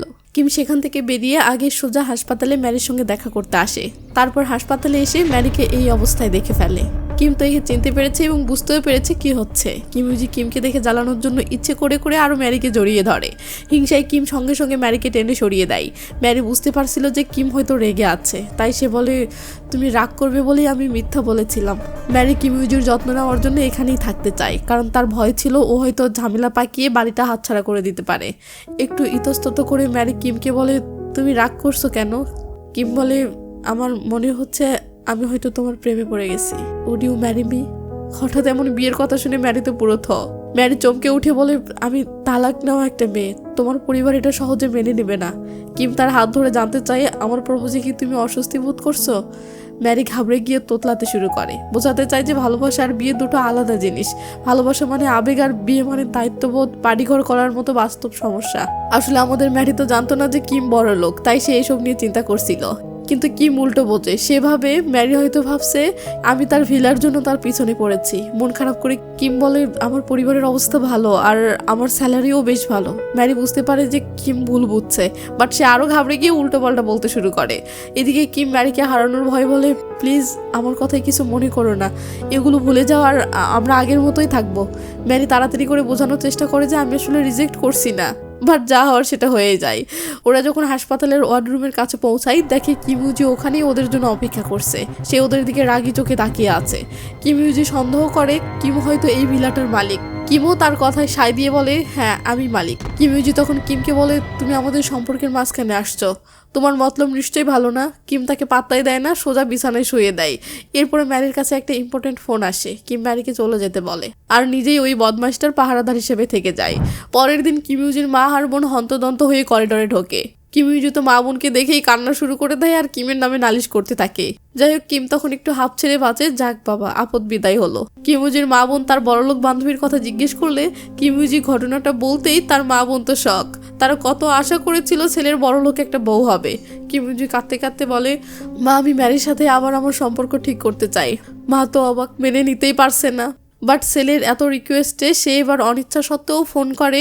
বাট ম্যারি তো আর আগের সেই ম্যারি নেই। সে সাফ জানাই, আপনাদের পরিবারের সঙ্গে আমি আর কোনো সম্পর্ক রাখতে চাই না, আর আপনার ছেলেকে আমার থেকে দূরে থাকতে বলবেন। ব্যাস, এরপর শাশুড়ি মার মুখের উপর ফোনটা কেটে দেয়। তো সন্ধ্যাবেলায় কাজ শেষ করে কিম নতুন একটা চকচকে গাড়ি নিয়ে ম্যারিকে নিতে আসে। ম্যারিকে বলে, এই গাড়িতে তুমি প্রথম উঠছো, আর এখন থেকে আমি প্রায়ই তোমাকে নিতে আসবো। ম্যারিও খুব খুশি হয়, কিন্তু ভাব দেখায় যেন সে মোটেও গলে যায়নি। ম্যারির মিষ্টি রাগ ভাঙাতে কিম পিছনের সিট থেকে একতলা ফুল বের করে দেয়। নাম তার টেবিল টেনিস ফুল। তো ম্যারি এমন ভান করে যেন সে এর নাম জানে না, তাই সে কিমকে বলে এর মানে বলতে। আসলে ফুলটার অর্থ হচ্ছে আমার প্রিয় মানুষ। মানে কিম এই ফুলের মাধ্যমে ম্যারিকে ইনডাইরেক্টলি প্রপোজ করছে। ম্যারির মন তো খুশিতে নেচে ওঠে। ভিলার গেটে এসে ম্যারি কিমকে একটা উপহার দেয়। কিম মজা করে বলে, শুধু উপহার দিলে হবে না, তোমার উচিত আমাকে ভিতরে নিয়ে গিয়ে নুডলস খাওয়ানো, আর কিছু ঠান্ডা গরম দেওয়া, আর আমি ভিতরে গিয়ে তোমাকে কিছু দেখাতেও চাই। ম্যারি বাড়িতে এসে কিমের ছোটবেলার ডায়েরি আর হিসেবের খাতা বের করে। সে আশা করছিল এগুলো দেখে হয়তো ম্যারির কিছু মনে পড়বে, কিন্তু ম্যারি পাতা উল্টে দেখে একটা অপরিচিত মেয়ের কথা বারবার লেখা আছে। সে তখন ব্যাপারটা জানতে চায়। কিম তো তোতলাতে শুরু করে আর ব্যাপারটা এড়িয়ে যেতে চায়। ম্যারি সন্দেহ করে এই মেয়েটা নিশ্চয়ই কিমের প্রথম প্রেম। লজ্জা পেয়ে কিম তাড়াতাড়ি ডায়েরিটা কেড়ে নেয়। এরপর তারা দুজন মিলে একসাথে খাবার খায়, গল্প করে আর মজা করে। পরিবেশটা খুব হালকা আর আনন্দময় হয়ে ওঠে। খাওয়ার পরে হঠাৎ বাইরে রিমঝিম বৃষ্টি শুরু হয়। ব্যাস, কিম তো এই সুযোগেরই অপেক্ষাতে ছিল। সে এই রাতটা এখানেই থাকার একটা বাহানা করে। ম্যারি তার এই চালাকিটা ধরতে পারে না, তাই তাকে থাকার জন্য অনুরোধ করে। নিজের প্ল্যান সফল দেখে কিম তো মহা খুশি। সে আরাম করে সোফায় শুয়ে পড়ে আর ম্যারির সাথে এক ছাদের নিচে থাকার অনুভূতিটা উপভোগ করতে থাকে। পরদিন সকালে তারা দুজনেই একই রকম পোশাক পরে সেখানকার একটা ক্যাফেতে যায়। উদ্দেশ্য ছিল সাংহুনকে দেখানো যে তারা একসাথেই থাকে এবং তারা স্বামী স্ত্রী, যাতে সাংহুন আর সন্দেহ না করে। কিন্তু তারা যখন ভিলার সামনে পৌঁছায় তখন তাদের সঙ্গে দেখা হয়ে যায় ইউনজিনের। সে সাংহুনের বাড়ি থেকে বের হচ্ছিল। আসলে সাংহুন ইউনজিনের পেশেন্ট। আগের দিন রাতে তারা ডিনার আর ড্রিঙ্কস করেছিল। মাতাল অবস্থায় ইউনজিন বাড়ি ফিরতে পারছিল না, তাই সাংহুন তাকে নিজের বাড়িতেই থাকতে বলেছিল। জ্ঞান ফেরার পর ইউনজিন বেরোতেই কিম আর ম্যারির মুখোমুখি। সে কিমকে জিজ্ঞাসা করে, তুমি এখানে কি করছো? মিথ্যে বলতে না পেরে কিম তার এই নকল বিয়ের পুরো প্ল্যানটা বলে দেয়। ইউনজিন তো শুনেই রেগে আগুন। সে বলে, এক্ষুনি এই ঝামেলা থেকে বেরিয়ে এসো। এটা জালিয়াতি, ফাঁস হলে কোম্পানির 12টা বাজবে আর ঠাকুমা তোমাকে আস্ত রাখবে না। কিমকে অস্বস্তিতে দেখে ইউনজিন ম্যারিকে আলাদা করে কথা বলতে চায়, আর এখানেই ইউনজিন ম্যারির কাছে আসল বোমাটা ফাটায়। সে জানায় কিম আসলে কোনো সাধারণ ছেলে না, সে কোম্পানির প্রেসিডেন্টের নাতি। ইউনজিন ম্যারিকে বোঝায় যে সে যেন কিমের থেকে দূরে থাকে।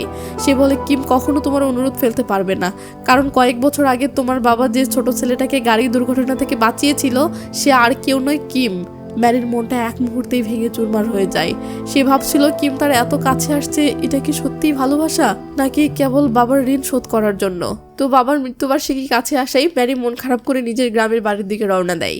এদিকে কিমও ইউনজিনের কাছে ম্যারির কথা জানতে পারলে সে ইউনজিনের উপর রাগ করে আর কথা না বলে চলে যায়। কারণ কিম বুঝতে পেরেছে যে ইউনজিনের কারণে ম্যারি ভুল বুঝে চলে গেছে। কিম দেরি না করে সঙ্গে সঙ্গে ম্যারিকে ফোন করে, কিন্তু ম্যারি ফোন তোলে না। কিম চায় না তাদের মধ্যে কোনো ভুল বোঝাবুঝি থাকুক, তাই সে গাড়ি নিয়ে ঝড়ের গতিতে ম্যারির বাড়ির দিকে রওনা দেয়। তো এদিকে গ্রামে একটা রাস্তায় ম্যারি তার কুকুর নিয়ে হাঁটতেছে। হঠাৎ সে দেখে কিম সেখানে দাঁড়িয়ে। সিন কাট হলে দেখি দুজন একটা জায়গায় বসে সামনাসামনি কথা বলতেছে। ম্যারি জিজ্ঞাসা করে, ছোটবেলায় আমি তোমাকে যে পুতুলটা দিয়েছিলাম সেটা কি এখনো তোমার কাছে আছে? ম্যারি আরও বলে, আমার বাবার মৃত্যুর জন্য কখনো তোমাকে দোষারোপ করিনি, তাই তুমি যেন কখনো নিজেকে দোষী ভেবো না, আর সেটার জন্য দয়া দেখিয়ে আমাকে সাহায্য করার কোনো প্রয়োজনও নেই। সঙ্গে সঙ্গে কিম বলে, আমি তোমাকে সাহায্য করছি কারণ আমি সত্যিই তোমাকে ভালোবাসি, ঋণ শোধের জন্য নয়। যাই হোক না কেন আমি সবসময় তোমার পাশে থাকবো।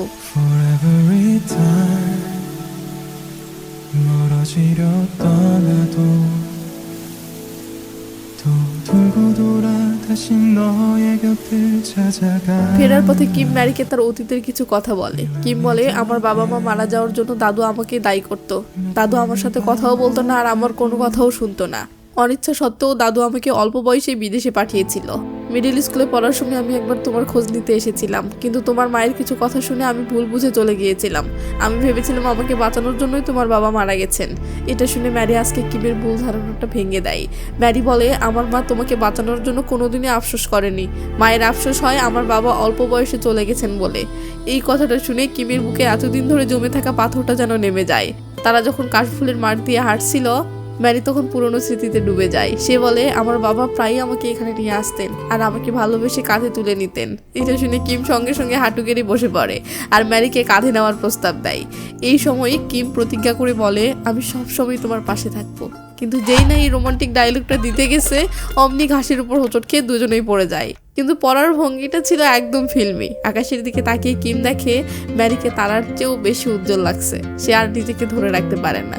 ম্যারিকে আলতো করে ভালোবাসার ছোঁয়ায় আবার একটা কিস করে বসে। সিন কাট হয়ে চলে আসে পরের দিন সকালে। ম্যারির মা তার হবু জামাইকে স্বাগত জানানোর জন্য স্পেশাল চিকেন স্যুপ বানিয়েছেন। আসলে গত রাতে তাদের দুজনের হাবভাব আর চোখের লজ্জা দেখেই মা বুঝে গেছেন কাহিনী কি। মানে তারা দুজনেই প্রেমে হাবুডুবু খাচ্ছে। তিনি কিমকে বিশেষভাবে মনে করিয়ে দেন যে আমাদের ম্যারির কিন্তু একবার ডিভোর্স হয়েছে, আর আশা করেন যে কিম বা তার পরিবারের যেন ম্যারির অতীত নিয়ে কোনো সমস্যা না থাকে। কিম একদম হিরোর মতো আশ্বাস দেয়, বলে ম্যারির বিবাহিত ইতিহাস নিয়ে আমার কোনো সমস্যা নেই, আর আমার ঠাকুমা মানুষ চিনতে ভুল করেন না। তিনি নিশ্চয়ই ম্যারির গুণগুলো বুঝতে পারবেন। কিমের কথায় ম্যারির মা খুব খুশি হন আর তাদের দুজনকে প্রেম করার জন্য আশীর্বাদ দেন। তবে গাইস, এটা কোরিয়া বলেই প্রেম করার জন্য আশীর্বাদ জুটলো। আমাদের দেশে হলে তো ঝাঁটা দিয়ে আশীর্বাদ করতো। এরপরে ম্যারি একটা কঠিন সিদ্ধান্ত নেয়। সে ঠিক করে সাংহিউনকে আসল ব্যাপারটা জানিয়ে দেবে। আইনি পদক্ষেপ নেওয়া হলেও সে পুরোপুরি প্রস্তুত থাকবে। সে সাহসীর সঙ্গে কিমের পাশে দাঁড়াবে আর তার পরিবারের মুখোমুখি হবে। কিম ম্যারিকে জড়িয়ে ধরে আর তার এই কঠিন সিদ্ধান্তে রাজি হয়ে পাশে থাকার প্রমিস করে। শহরে ফিরে এসে কিম ম্যারিকে একটা ফার্নিচারের দোকানে নিয়ে যায়। ম্যারির মায়ের রান্নাঘরের পুরনো ক্যাবিনেটটা কিমের চোখে পড়েছিল, তাই সে তার হবু শাশুড়িকে একটা নতুন ক্যাবিনেট উপহার দিতে চায়। ম্যারি প্রথমে মানা করতে চায়, কিন্তু কিম যখন বলে যে সে মায়ের জন্য সত্যিই কিছু করতে চায়, তখন ম্যারি আর না করতে পারে না। তারা দুজনে মিলে রোমান্টিক মুডে জিনিসপত্র পছন্দ করতে লাগে। কিন্তু তারা খেয়ালই করেনি যে পিছনের দিকে কিমইউজির মা আর বোন ওত পেতে আছে। কিমইউজির বোন তাদের ছবি তুলে সঙ্গে সঙ্গে তার কাছে পাঠিয়ে দেয়। কিমইউজি ছবি দেখে সন্দেহ করে যে এদের সম্পর্কটা তো শুধু সাধারণ বন্ধুত্বের মতো মনে হচ্ছে না। ম্যারিকে হারানোর ভয়ে কিমইউজি কিমের ব্যাপারে তদন্ত শুরু করে। অন্যদিকে অফিসে কিম প্রজেক্ট লিডার হিসেবে কাজ করছিল, কিন্তু বেচারার কি আর কাজে মনে আছে? সে এখনো ম্যারির প্রেমে হাবুডুবু খাচ্ছে। সে লুকিয়ে লুকিয়ে ম্যারিকে টেক্সট করে, তার রূপের প্রশংসা করে আর একসাথে ডিনারে যাওয়ার জন্য ইনভাইট করে। ম্যারি একদিকে নার্ভাস আর অন্যদিকে তার মনের মধ্যে লাড্ডু ফুটছে। সম্পর্কটা ফাঁস হয়ে যাওয়ার ভয়ে সে কিমকে বকা দেয়, বলে আমার সাথে এইভাবে ফ্ল্যাট করছো কেন অফিসে? তোমার কি লজ্জা করেন না? আসলে তারা দুজনেই একে অপরের প্রেমে এতটাই মশগুল যে আশেপাশের কোনো হুঁশি নেই। ঠিক তখনই কিমইউজি একটা রিপোর্ট নিয়ে কোম্পানিতে হাজির। তার উদ্দেশ্য হলো কিমের ক্ষমতার অপব্যবহারের অভিযোগ তুলে তাকে অফিস থেকে বের করে দেওয়া। কিন্তু লিফটের জন্য অপেক্ষা করার সময় সে দুটো মহিলাকে কথা বলতে শোনে। তারা আলোচনা করেছিল কিম আর তার কাজিন দুজনেই তো প্রেসিডেন্টের নাতি। খুব তাড়াতাড়ি তাদের ভেতরে উত্তরাধিকারীর জন্য একটা লড়াই শুরু হতে চলেছে। ব্যাস, কিমের আসল পরিচয় জানার পর কিমইউজি তো পুরো সে বুঝতে পারে সে ভুল মানুষের সঙ্গে পাঙ্গা নিতে এসেছে। কিম তার ধরাছোঁয়ার বাহিরে। এখানে তার খুব আফসোস হয়, সে কেন ম্যারিকে ডিভোর্স দিয়েছিল। ম্যারি তো এখন কোটিপতির গার্লফ্রেন্ড। এরপর কিমের ঠাকুমা ম্যারি সহ মার্কেটিং টিমের সবাইকে ডিনারে ইনভাইট করে। শ্বশুরবাড়ির লোকেদের সঙ্গে প্রথমবার দেখা, তাই ম্যারি খুব সতর্ক থাকে। ডিনারের সময় ঠাকুমা কোম্পানির ব্যাপারে কথা বলতে বলতে হঠাৎ ঠকানো বা মিথ্যা বলা নিয়ে একটা কড়া কথা বলেন। ঠাকুমার কথাটা ম্যারির বুকে তীরের মতো লাগে, কারণ কিমের সাথে তার সম্পর্কটাই তো শুরু হয়েছিল একটা মিথ্যার উপর ভিত্তি করে। ঠাকুমা যদি জানতে পারেন, তিনি কখনোই এই ব্যাপারটা মেনে নেবেন না। খাওয়া দাওয়ার পরে ম্যারি মন খারাপ করে ওখান থেকে বেরিয়ে যায়। দরজার কাছে তার দেখা হয় ইউনজিনের সাথে। ইউনজিন ঠাকুমার হেলথ চেক আপের জন্য সেখানে এসেছিল। ঠাকুমা যেভাবে ইউনজিনের সঙ্গে ব্যবহার করছিলেন যেন সেই তার নাতবউ, এটা দেখে ম্যারির খুব হিংসে হয়। ওদিকে সহকারীরা ফিসফিস করে বলছিল যে ঠাকুমাও চান কিমের যেন ইউনজিনের সঙ্গেই বিয়ে হয়। তবে ইউনজিন আসলে ভালো মেয়ে। সে জানতো যে কিম আসলে ম্যারিকে পছন্দ করে, তাই সে নিজেই এই সম্পর্কটা থেকে সরে আসতে চাইছিল। সে ঠাকুমাকে বুঝিয়ে বলে যে তারা দুজন জাস্ট ফ্রেন্ড, এর বেশি কিছু না। অন্যদিকে কিমউজি বাড়িতে রাগে ফুঁসতেছে। তার মা তাকে হাসপাতালের খরচের টাকা ফেরত পাওয়ার জন্য কাগজপত্র জমা দিতে বলে। অনিচ্ছা সত্ত্বেও সে বেরিয়ে যায়। কাগজপত্রের কাজ শেষ করার পর হঠাৎ তার মনে পড়ে ম্যারি তো তার জন্য একটা বিমা প্ল্যান করেছিল। ব্যাস, বিমা কোম্পানিতে ফোন করে। কোম্পানি তাকে জানাই পলিসি হোল্ডার তো ম্যারি, আর সে এখনও কিস্তি দিয়ে যাচ্ছে। বেনিফিশিয়ারি এখনও আপনার নামে আছে। কর্মীটি তাকে মনে করিয়ে দেয় যে ম্যারি বলেছিল সে একটা স্থায়ী চাকরি না পাওয়া পর্যন্ত কিস্তিটা দেবে। তারপর সেটা আপনার নামে ট্রান্সফার করে দেবে। তার মানে ভাবুন ম্যারি কতটা ভালো মেয়ে, আর এই শয়তানটা তার সাথেই চিটিং করেছে। তো এই কথাটা মনে আসতেই কিম ইউজি তার ডিভোর্সের কারণ দেখিয়ে বলে এটা আমার নামে করে দাও। কোম্পানি বলে তাহলে ডিভোর্সের তারিখ আর ম্যারেজ সার্টিফিকেটটা জমা দিন।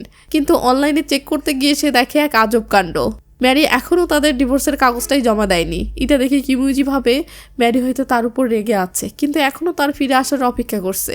এটা ভেবে কিম ইউজি ম্যারির রাগ ভাঙানোর জন্য একতোড়া ফুল নিয়ে ম্যারির সাথে দেখা করতে যায়। ঠিক যখন সে ভিলার নিচে পৌঁছায় তখন দুটো মহিলাকে কথা বলতে শোনে। তারা বলাবলি করছিল এই ভিলাতে যে নতুন দম্পতি এসেছে তারা নাকি লটারিতে বাড়িটা জিতেছে। বিষয়টা একটু গড়বড় বুঝতে পেরে কিম ইউজি একটু খোঁজ নেয়। সেখানে এসে ডিপার্টমেন্ট স্টোরের ভিলার লটারির ব্যাপারটা জানতে পারে, আর সেখানেই তাদের ছবিগুলো টাঙানো ছিল। যদিও ম্যারি ফুল দিয়ে মুখ ঢেকে রেখেছিল আর কিম মাস্ক দিয়ে, তবুও শয়তানটা তো শয়তানি, সে ঠিক চিনে ফেলে। ব্যাস তার ভেতরটা জ্বলে ওঠে, নিজে ঠকলে কেমন লাগে। কিম ইউজি সোজা গিয়ে ম্যারির ডোরবেল বাজায়। ম্যারি দরজা খুলে ওকে দেখে প্রচণ্ড রেগে যায়, বলে এখান থেকে এক্ষুনি চলে যাও, না হলে পুলিশ ডাকবো। কিন্তু কিম ইউজি মুচকি হেসে তার নকল বিয়ের ব্যাপারটা ফাঁস করে দেয়। উল্টো সে আরও হুমকি দেয় যে সে পুলিশ ডাকবে আর সব কিছু ফাঁস করে দেবে। ম্যারি তো এই ব্যাপারটা নিজেই স্বীকার করতে চাইছিল, তাই সে বলে তুমি আমাকে ভয় দেখাতে পারবে না, আমি নিজেই সব জানিয়ে দেবো। কিন্তু কিম ইউজির তো এখন ম্যারি আর বাড়ির দুটোই চাই, তাই সে ম্যারিকে হুমকি দিয়ে বলে আমি কিমের ব্যাপারে সব কিছু জেনে গেছি, সে কোম্পানির চেয়ারম্যানের নাতি, আর যদি এই জালিয়াতির ব্যাপারে সবাই জেনে যায় তাহলে তোমার ওই বড়লোক বয়ফ্রেন্ডের ইজ্জত আর কোম্পানির শেয়ার কোনোটাই কিন্তু আস্ত থাকবে না। কিম ইউজি বলে এতে শুধু কিমের সম্মানই যাবে না, বরং কোম্পানিরও অনেক বড় ক্ষতি হবে। সে ম্যারিকে ভয় দেখিয়ে বলে এক্ষুনি কিমের সাথে ব্রেকআপ করো আর আমার সঙ্গে সবকিছু আগের মতো ঠিক করে নাও। ম্যারি একটু ভয় পায়। একটু পরে কিম ম্যারিকে ফোন করে দেখা করতে বলে, কিন্তু ম্যারি অসুস্থতার অজুহাত দেখিয়ে বলে আজ আমি বিশ্রাম নিতে চাই। কিম ওর গলার স্বর শুনে বুঝে যায় ম্যারি হয়তো ঠাকুমার ডিনারের সময়ের ওই কড়া কথাগুলো নিয়ে এখনো ভাবছে, তাই তার মন খারাপ। বেচারা কিম ভাবছিল কিভাবে ম্যারির মন ভালো করা যায়। তখনই সে আড়ালে অন্য কর্মচারীদের কথা শুনতে পায়। তারা একসাথে বসে কিভাবে মেয়ে পটাতে হয় সেই সব দারুণ দারুণ কৌশল নিয়ে কথা বলছিল। আমাদের হিরো কিম তো একদম মনোযোগী ছাত্রের মতো একটা ছোট নোটবুকে সব টিপস টুকে নেয়। এরপর সে ফোন করে ম্যারিকে জিজ্ঞেস করে তুমি কি কিছু খেতে চাও বা কোথাও ঘুরতে যেতে চাও। ম্যারি সোজা না করে দেয়, আর মনে করিয়ে দেয় যে তাদের গ্রুপের অনেক কাজ বাকি আছে, কাজ শেষ হলে তারা নিশ্চয়ই দেখা করবে। কিম তার কথা সরল মনে বিশ্বাস করে মন দিয়ে কাজে ডুবে যায়।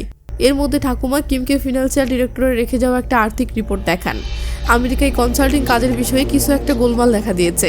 ঠাকুমা সন্দেহ করে কিমকে গোপনে এটা তদন্ত করতে বলেন। কিমের হঠাৎ মনে পড়ে যায় এর আগে সে একবার তার আঙ্কেলের ডেস্কে ঠিক এই কনসাল্টিং ফার্মের রিপোর্টটা দেখেছিল, আর তার চাচা তাড়াহুড়ো করে সেগুলো লুকিয়ে ফেলেছিল। কিম তদন্তে সাহায্য করার জন্য আমেরিকায় থাকা একটা বন্ধুকে ফোন করে, কিন্তু এত কাজের মধ্যেও কিম ম্যারির কথা বলতে পারছিল না। তাই কাজের অজুহাতে সে কোনো রকমে ম্যারিকে বাহিরে ডাকে। কিম তাকে বোঝানোর চেষ্টা করে ঠাকুমা এই কথাগুলো তোমাকে ব্যক্তিগতভাবে বলেনি, ওটা শুধু ব্যবসার ক্ষেত্রে বলেছেন, প্লিজ তুমি এসব নিয়ে কষ্ট পেও না। কিন্তু ম্যারির মাঝেই তখন ওই কিম ইউজির হুমকি ঘুরপাক খাচ্ছে। সে ভাবছে যদি সে কিমের সাথে থাকে তাহলে কিমের ক্ষতি হবে। এটা মনে পড়তেই সে কিমের থেকে একটু দূরে সরে যায় আর বলে আমি ভিলাটা ফিরিয়ে দিব না, আমি একটা লোভী মেয়ে, আমার সবসময় টাকা চাই। আরও বলে তোমার ঠাকুমার পরীক্ষার মোকাবেলা করার সাহস আমার নেই। ব্যাস এই মিথ্যে অজুহাত দিয়ে সে কিমের সাথে সম্পর্কটা ভেঙে দিয়ে চলে যায়। ম্যারির এসব কথা শুনে কিমের খুব কষ্ট হয়। এদিকে ম্যারিরও এক চোখ জল নিয়ে ফেরার পথে তাদের একসাথে কাটানো মুহূর্তগুলো চোখের সামনে ভাসতেছে। তখন সে কিমের কাছ থেকে আরেকটা মেসেজ পায়। কিম ক্ষমা করে বলে সরি, আমি তখন তোমার অনুভূতিতে মনোযোগ দিতে পারিনি, তুমি ভালোভাবে বিশ্রাম নাও, আমরা পরে কথা বলবো। কিমের এই যত্ন আর ভালোবাসা অনুভব করেও ম্যারিকে তাকে কষ্ট দিতে হচ্ছে, এটা ভেবে ম্যারি তো পুরো কান্নায় ভেঙে পড়ে। পরের দিন ম্যারি কোম্পানির 80 বছর পূর্ণ হওয়ার সেলিব্রেশন নিয়ে আলোচনা করার জন্য একটা মিটিংয়ে আসে। সে ইচ্ছে করেই কিমের চোখ এড়িয়ে যাচ্ছিল। কাজ শেষে যখন কর্মচারীরা সবাইকে ডিনারে ইনভাইট করে, ম্যারি কিমকে এড়িয়ে তাড়াতাড়ি সেখান থেকে বেরিয়ে যায়। সন্ধে গড়াতে না গড়াতেই কিম আর থাকতে পারে না, সে সোজা ভিলার নিচে চলে আসে। ঘরে আলো জ্বলতে দেখে সে ম্যারিকে ফোন করে, কিন্তু ফোন করার পরের সেকেন্ডেই আলোটা নিভে যায়। এটা যে ম্যারির নীরবে প্রত্যাখ্যান আর তাকে এড়িয়ে যাওয়া তা বুঝতে পেরে কিম বুক ভরা কষ্ট নিয়ে ফিরে আসে। ম্যারির ব্যবহারে এত বড় ধরনের পরিবর্তন কেন তা সে কিছুতেই ভেবে পাচ্ছিল না। হঠাৎ করে কোম্পানির সিকিউরিটি গার্ড তাকে জানায় কয়েকদিন আগে একজন লোক হাতে একটা চিঠি নিয়ে জোর করে ভিতরে ঢুকতে চাইছিল। যাওয়ার আগে সে চেয়ারম্যান মানে ঠাকুমার সাথে কিমের কি সম্পর্ক সেটাও জিজ্ঞেস করছিল। এটা শুনে কিমের মাথায় সন্দেহ আসে, এটা নিশ্চয়ই ওই কিমিউজিই হবে, সে হয়তো কিছু একটা জেনে ফেলেছে। একই সময়ে কিমিউজি ম্যারির বাড়িতে এসে হাজির। ম্যারি তাকে বলে আমি তোমার কথা মতো কিমের সাথে ব্রেকআপ করে নিয়েছি, এবার দয়া করে কিমের আর কোনো ক্ষতি করো না। কিমিউজি তখন নাটক শুরু করে। সে ম্যারির সামনে হাঁটু গেড়ে বসে সম্পর্কটা আবার ঠিক করে নিতে চায়। নিজেকে থাপ্পড় মারতে থাকে আর বলতে থাকে আমি একটা জঞ্জাল, আমি অনেক ভুল করেছি তোমাকে গুরুত্ব না দিয়ে, প্লিজ আমাকে মাফ করে দাও। সে ম্যারির সাথে আবার এই ভিলাই থাকার স্বপ্ন দেখে, কিন্তু ম্যারি তাকে সরাসরি প্রত্যাখ্যান করে এবং বলে আমি তোমার সাথে কোনোদিনও থাকতে চাই না, আর এই বাড়িটাও আমি রাখবো না, আমি সাংহুনের কাছে সবকিছু স্বীকার করে নেব। এই কথা শুনে লোভী কিম ইউজি তাকে বাধা দেয়, বলে এই বাড়িটার অর্ধেক ভাগ আমার, আমি সহজে এটাকে হাতছাড়া করতে দেব না। ম্যারি কিম ইউজির অভিনয় ধরে ফেলে, সে ফাঁস করে দেয় তুমি আসলে আমাকে ভালোবাসো না, তুমি শুধু এই বাড়িটার জন্যই সম্পর্কটা রাখতে চাইছো। কিম ইউজি তখন রেগে গিয়ে হুমকি দিয়ে বলে তুমি যদি পুলিশকে ফোন করো তাহলে আমি কাউকে ছাড়বো না, আর আমার মনে হচ্ছে তুমি হয়তো কিমের সাথে এখনও ব্রেকআপ করোনি, গোপনে সম্পর্ক চালিয়ে যাচ্ছ। এই বলেই সে ম্যারিকে মারার জন্য হাত তোলে। ঠিক সেই গুরুত্বপূর্ণ মুহূর্তে সুপার হিরোর মতো এন্ট্রি নেয় কিম, এসেই কিম ইউজির কবজি ধরে থামিয়ে দেয়। কিম ইউজির সামনেই ম্যারিকে বলে কালকেই ডিভোর্স পেপারে সই করে জমা করে দিও, যাতে এই নির্লজ্জ মানুষটার সাথে সব ধরনের সম্পর্ক ছিন্ন হয়ে যায়, আর এসব করতে আমি তোমার পাশে আছি। কিম এরপর একটা রেকর্ডিং শোনায়, যেখানে একটু আগে কিম ইউজি বাড়ি দখলের জন্য যা যা বলেছিল সব রেকর্ড হয়ে গেছে।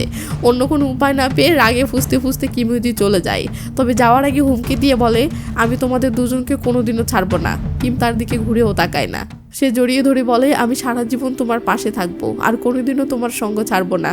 ম্যারি এখানে কাঁদতে কাঁদতে তার বলা ওই কড়া কথাগুলোর জন্য ক্ষমা চায়। কিম তার অপরাধবোধ আর অস্বস্তি দূর করার জন্য তাকে খুব যত্ন করে একটা কিস করে। কিছুদিনের মধ্যেই কোম্পানির 80তম অ্যানিভার্সারি চলে আসে।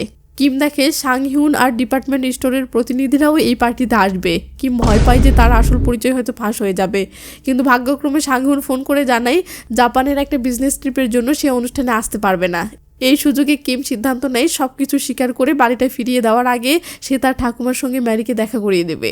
ম্যারিও সেজেগুজে কোম্পানিতে আসে। কিম কোনো দেরি না করে সঙ্গে সঙ্গে ম্যারিকে তার ঠাকুমার সাথে দেখা করাতে নিয়ে যায়, কিন্তু কপাল খারাপ হলে যা হয়। ঠিক তখনই সেক্রেটারি এসে বলে ম্যাডাম একজন ভিআইপি গেস্ট এসেছেন, তাই ঠাকুমাকে সেখানে চলে যেতে হলো।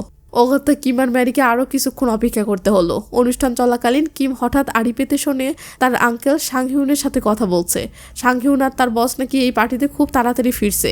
এটা জানতে পেরে কিম দ্রুত ম্যারিকে মেসেজ করে। ম্যারি সাংহিউনের আসার আগেই কেটে পড়ার জন্য রেডি হচ্ছিল, কিন্তু বাইরে বেরোতেই সে সোজা কিমের ঠাকুমার মুখোমুখি। ঠাকুমা তাদের সম্পর্ক নিয়ে আগেই কিছুটা আঁচ করতে পেরেছিলেন, তাই তিনি সরাসরি জিজ্ঞাসা করেন তোমাদের মধ্যে কি কোনো সম্পর্ক আছে, আর তুমি কি জানো যে কিম আমার নাতি? ম্যারি কোনো কিছু না লুকিয়ে সততার সাথে স্বীকার করে হ্যাঁ আমি জানি, আর এভাবেই সে তার আর কিমের সম্পর্কের ব্যাপারটা ঠাকুমাকে সব জানায়। যাওয়ার আগে ঠাকুমা বলেন তোমার সঙ্গে আবার অন্য কোনো দিন দেখা হবে, আর এইসব দেখে আড়াল থেকে সাংহিউন শুনে ফেলেছে। ম্যারি চলে যাওয়ার পরে সাংহিউন কিমের সাথে দেখা করে। সে সোজাসুজি জানতে চায় তোমাদের সম্পর্কটা আসলে কি, তোমরা কি সত্যিই বিবাহিত? কিম যখন আমতা করছিল তখনই সুপার হিরোর মতো এন্ট্রি নেয় ইউনজিন। সে সাংহিউনকে বলে আমার তোমার সাথে একটা বিশেষ কথা আছে, এই বলে তাকে টেনে ধারে নিয়ে যায়। শান্ত একটা জায়গায় গিয়ে ইউনজিন বোমা ফাটায়। সে স্বীকার করে কিম আর ম্যারি সত্যিকারের স্বামী স্ত্রী না। এরপর সে সাংহিউনকে একটা ভিডিও দেখিয়ে সতর্ক করে আর বলে এই ব্যাপারটা যেন কোনোভাবেই ফাঁস না হয়। আসলে কিছুদিন আগে ইউনজিন দুর্ঘটনাক্রমে সাংহিউনের কুকুরটি ধরে ফেলেছিল। সে দেখেছিল সাংহিউন ডিপার্টমেন্ট স্টোরের প্রতিনিধি মেয়রের সঙ্গে কথা বলছে। মেয়র ওই ভিলাটা যে কোনোভাবে নিতে চাইছিলেন, আর তার বিনিময়ে সাংহিউন একটা নকল ল্যান্ড পারমিট বানিয়ে দেবে, মানে সোজা কথায় ঘুষের কারবার। ইউনজিন তাকে হুমকি দেয় যদি তুমি কিমের কথা ফাঁস করো তবে আমিও এই ভিডিও ফাঁস করে দেব। সাংহিউন তখন বুঝতে পারে কিমই হলো সেই ছেলেটা যাকে ইউনজিন পছন্দ করে। সাংহিউনের কাছে আর কোনো উপায় নেই, তাই সে ব্যাপারটা ধামাচাপা দিয়ে দেয়। এরপরে কিম ম্যারিকে বাড়ি পৌঁছে দেয় আর বলে সাংহিউন আমাদের উপর সন্দেহ করেছে, কিন্তু কিম অবাক হয়ে ভাবছিল ইউনজিন সাংহিউনকে নিয়ে যাওয়ার পর সে আর ফিরে এসে কিছুই জিজ্ঞাসা করেনি কেন। যাই হোক, পার্টিতে ঠাকুমার সঙ্গে দেখা করাতে না পেরে কিমের খুব খারাপ লাগছিল, তাই সে ক্ষমা চাওয়ার জন্য একটা ডেটিংয়ের প্ল্যান করে। এখানে দুজনই একে অপরকে শক্তভাবে জড়িয়ে ধরে আর আবার একটা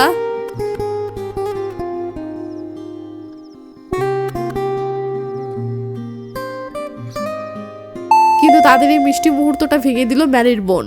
সে হঠাৎ বিদেশ থেকে ফিরে ম্যারির কাছে থাকতে এসেছে। ভিডিও কলে বোন কিমকে আগেও দেখেছিল, কিন্তু সামনাসামনি দেখে সে ম্যারির চয়েসের প্রশংসা না করে পারলো না। সে বলে কিমকে তো সত্যিই খুব সুন্দর দেখতে। শালির এই ঠাট্টা সামলাতে না পেরে কিম লজ্জা পেয়ে সেখান থেকে পালিয়ে যায়। বাহিরে এসে ম্যারি তার হাত ধরে রেখেছিল, যেন সে তাকে যেতেই দেবে না, আর শেষ পর্যন্ত তাকে ছেড়ে দেওয়ার জন্য সে ঘুষ হিসেবে একটা কিট চায়। তো এই দুইজন যখন আনন্দে মগ্ন তখন তারা জানতোই না যে ঠাকুমার জন্য এক নতুন বিপদ অপেক্ষা করছে। আসলে সাংহিউন আর তার বস বের হওয়ার সময় দেখতে পায় যে ডেভিড নামের একজনের কাছ থেকে ঠাকুমার জন্য ফুলের তোড়া এসেছে।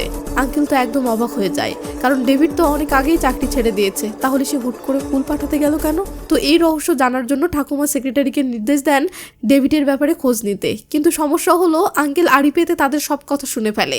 সিন কাট হলে আমরা দেখি আঙ্কেল তড়িঘড়ি করে ঠাকুমার ঘরে গিয়ে হাজির। সে গিয়ে ঠাকুমাকে জানায় যে ডেভিড নাকি তাদের সাথে বড়সড় প্রতারণা করেছে আর একটা নকল চুক্তিতে সই করিয়ে নিয়েছে। এই খবর শুনে ঠাকুমা এতটাই চমকে যান যে তিনি জ্ঞান হারানোর মতো অবস্থায় চলে যান। তিনি তাড়াতাড়ি তার ওষুধের বোতল বের করতে গেলে হাত কেঁপে সব ওষুধ মেঝেতে ছড়িয়ে পড়ে। আঙ্কেল তাকে বিছানায় বসতে সাহায্য করার নাটক করে মেঝেতে বসে ওষুধগুলো কুড়াতে থাকে।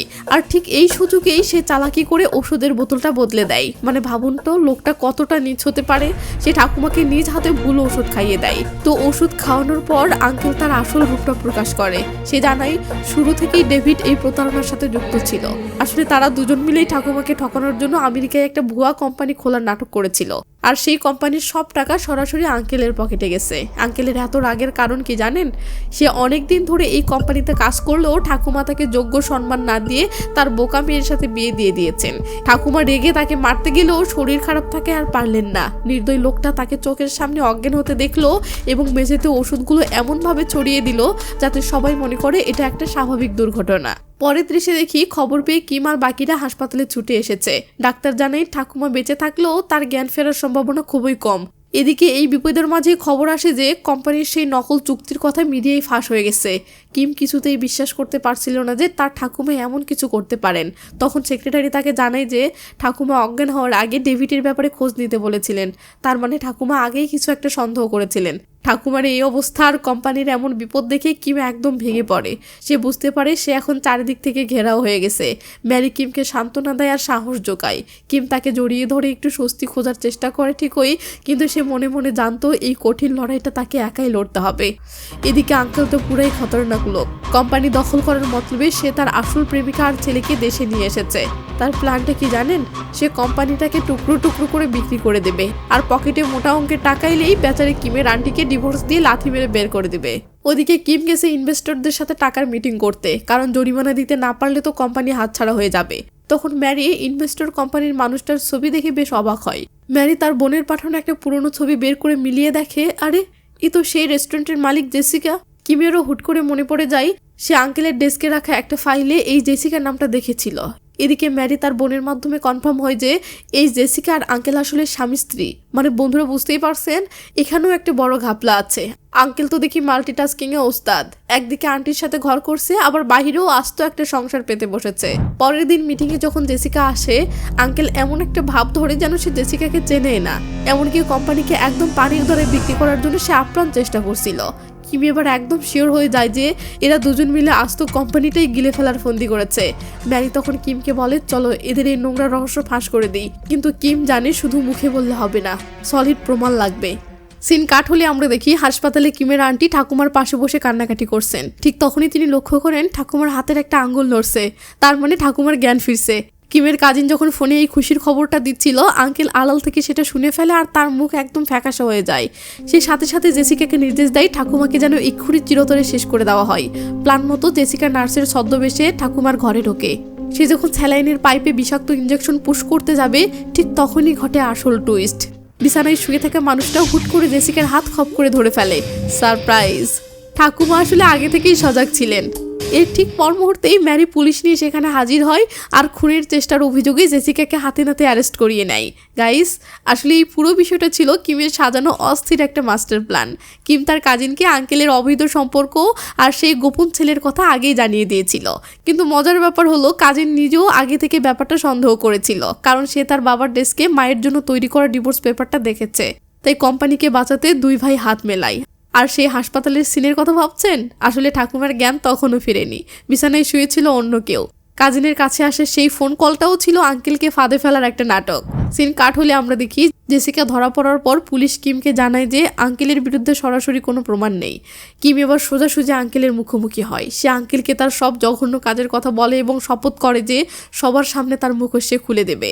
আঙ্কেল এবারও নির্লজ্জের মতো নাটক শুরু করে। সে দাবি করে জেসিকা নাকি তাকে ব্ল্যাকমেল করছিল, কিন্তু আমাদের হিরো কিম আরও এক ধাপ এগিয়ে। সে লুকিয়ে আঙ্কেলের সব কথা রেকর্ড করেছে এবং সেই রেকর্ডিং নিয়ে সোজা জেলে জেসিকার কাছে চলে যায়। জেসিকা রেকর্ডে শুনে যে আঙ্কেল নিজেকে বাঁচাতে তাকেই ফাঁসানোর চেষ্টা করছে। ব্যাস তখন তার মাথায় আকাশ ভেঙে পড়ে। রাগ করে সে কিমকে জানিয়ে দেয় আঙ্কেলের সব অপরাধের প্রমাণ কোথায় আছে। তো আঙ্কেল যখন জেসিকার বাড়িতে গিয়ে তার সেলের খেলনার ভিতরে লুকানো সেই মেমোরি কার্ডটা খুঁজে পায়, তখন বেরিয়ে আসে এক ভয়ঙ্কর সত্যি।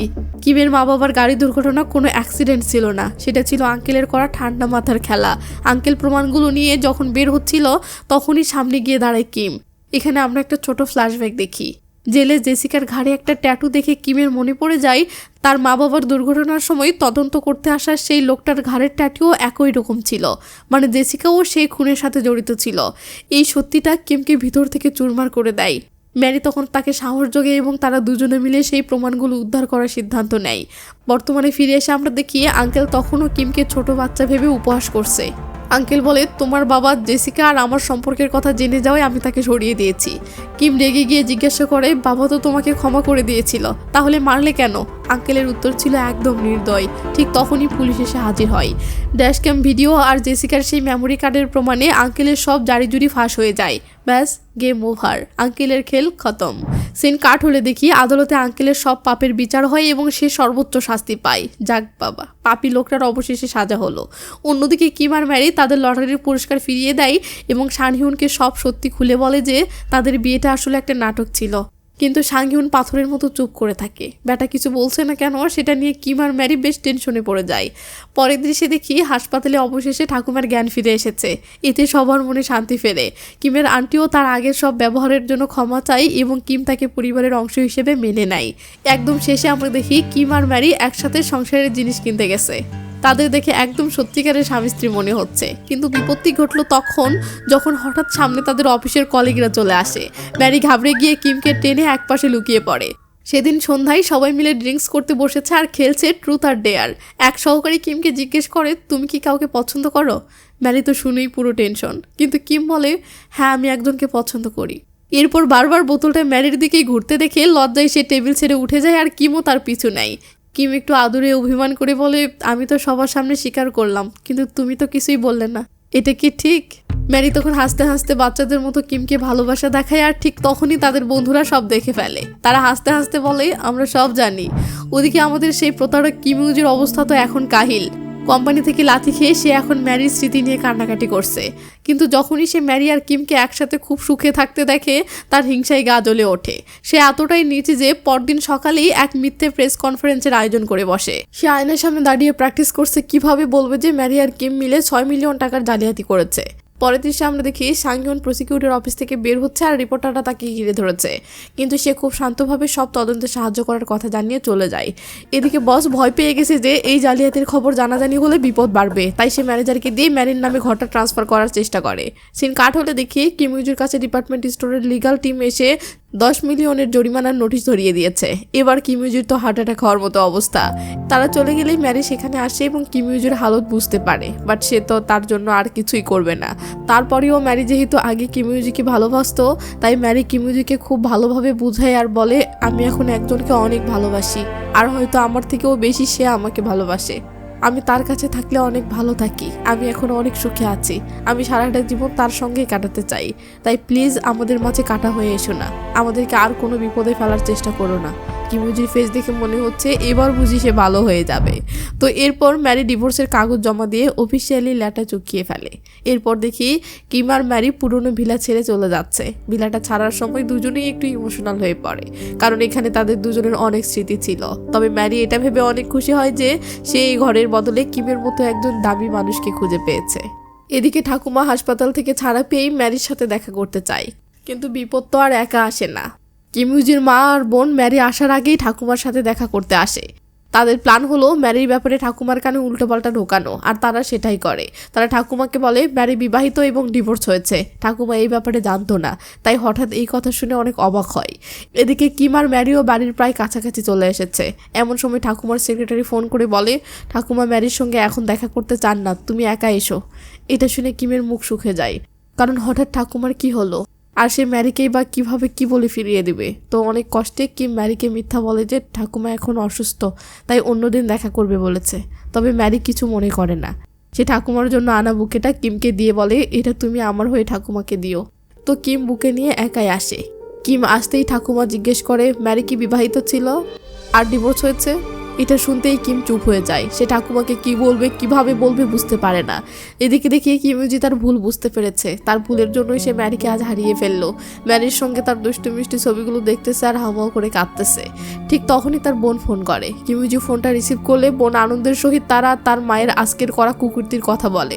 আগের কিমুজি হলে তো সে খুশি হয়ে যেত, বাট এখন তো সে বুঝতে পেরেছে যে সেই আসলে ম্যারির সাথে অনেক অন্যায় করেছে। তাই বোনের এসব শুনে কিমুজি আরো আফসোস করতে থাকে ও বোনের উপরে খুব রেগে যায়। এরপর ফোন কেটে দিয়ে তখনই সে ম্যারিকে মেসেজ করে সব খুলে বলে ও মা বোনের হয়ে সে ম্যারির কাছে ক্ষমা চায়। তো কিমুজির এই কথা শুনে ম্যারি বুঝতে পারে কিমের ঠাকুমা এই জন্য তার সাথে সেদিন দেখা করেনি।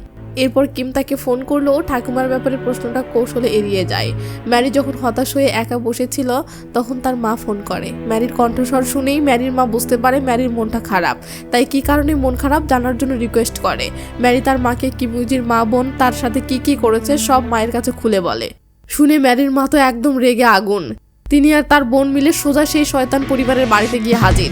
এরপর দুইজনকে ইচ্ছে মতো শায়েস্তা করতে থাকে।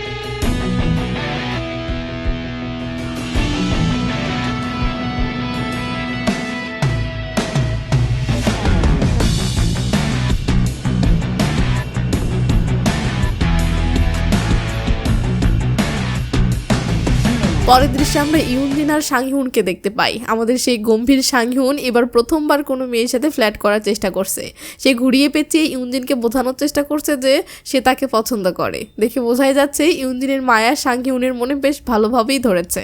সিন কাট হলে দেখি কিম আর ম্যারি একটা রেস্টুরেন্টে দেখা করতে এসেছে, কিন্তু একটু পরে একটা জরুরি কল আসায় কিমকে হুট করে চলে যেতে হয়। ম্যারি একটু মন খারাপ করে ভাবে কিম কি তবে তাকে এড়িয়ে যাচ্ছে।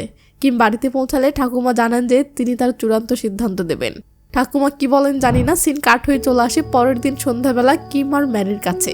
দেখি দুজনে একটা বেঞ্চে বসে আছে। ম্যারি খুব ভয়ে ভয়ে জিজ্ঞেস করে ঠাকুমা কি বলেছেন। কিম একটু দুষ্টুমি করে চুপ করে থেকে ম্যারি টেনশন বাড়িয়ে দেয়। ম্যারি যখন প্রায় ধরেই নিয়েছে যে সব শেষ, ঠিক তখনই কিম মুচকি হেসে পকেট থেকে একটা আংটি বের করে। আসলে ঠাকুমা তাদের বিয়েতে রাজি হয়ে গেছেন। কিম হাঁটু গেড়ে বসে রোমান্টিকভাবে ম্যারিকে প্রপোজ করে, would you marry me. Mary তো নিজের কানকেই বিশ্বাস করতে পারছে না। দুজনেই খুশিতে প্রায় পাগল হয়ে যায়।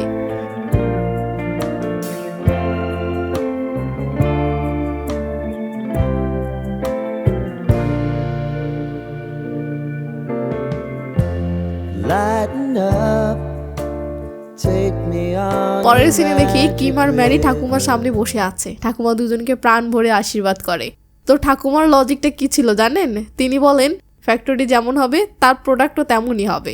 মানে তিনি ম্যারির মায়ের উপর আগে তদন্ত করিয়েছিলেন এবং জানতে পেরেছেন ম্যারির মা খুব ভালো মানুষ, তিনি অনাথ বাচ্চাদের দেখাশোনা করেন। তো কিম আর ম্যারি জানায় তারা এখনই বিয়ে করবে না, তারা আগে কোম্পানি সামলাবে। তো এরপর দেখতে দেখতে 1 বছর কেটে যায়। আজ আমাদের হিরো হিরোইনের বিয়ের দিন, সবাই সেখানে উপস্থিত। ইউনজিনও এসেছে আর ইউনজিনের সাথে সাংহিউনের কেমিস্ট্রি জমে গেছে। অবশেষে কিম আর ম্যারি একসাথে বিয়ের পিঁড়িতে হাঁটা শুরু করে। আর এই সময় তাদের সেই প্রথম দেখা, সেই ক্যাকটাসের সিন, মানে পুরনো সব মিষ্টি স্মৃতিগুলো মনে পড়ে। কিম তো আরো বেশি খুশি যে সে তার সেই পিচ্চি বাচ্চাটিকেই সারা জীবনের সঙ্গী হিসেবে পেল। দুজনেই অনেক খুশি। আর এখানেই ড্রামাটি শেষ হয়। দাঁড়ান, একটা কথা আছে। আপনি জানেন কি না জানি না, এই চ্যানেলে কিন্তু এখন এমন নতুন নতুন ড্রামার এক্সপ্লেন আপলোড করা হয়। তাই যদি মিস করতে না চান তো এক্ষুনি চ্যানেলটিকে সাবস্ক্রাইব করে রাখেন। আর আপনার জন্য এত কষ্ট করে একটা ভিডিও বানালাম আর আপনি সেটা দেখে এমনি চলে যাচ্ছেন। একটা লাইক, সাবস্ক্রাইব আর কমেন্টই তো চাই। পাকিস্তানি ড্রেস তো আর চাইনি যে এত ভাবতে হবে। দিয়ে দেন না, হ্যাঁ? তো ভালো থাকবেন, নিজের খেয়াল রাখবেন। Take care, bye by.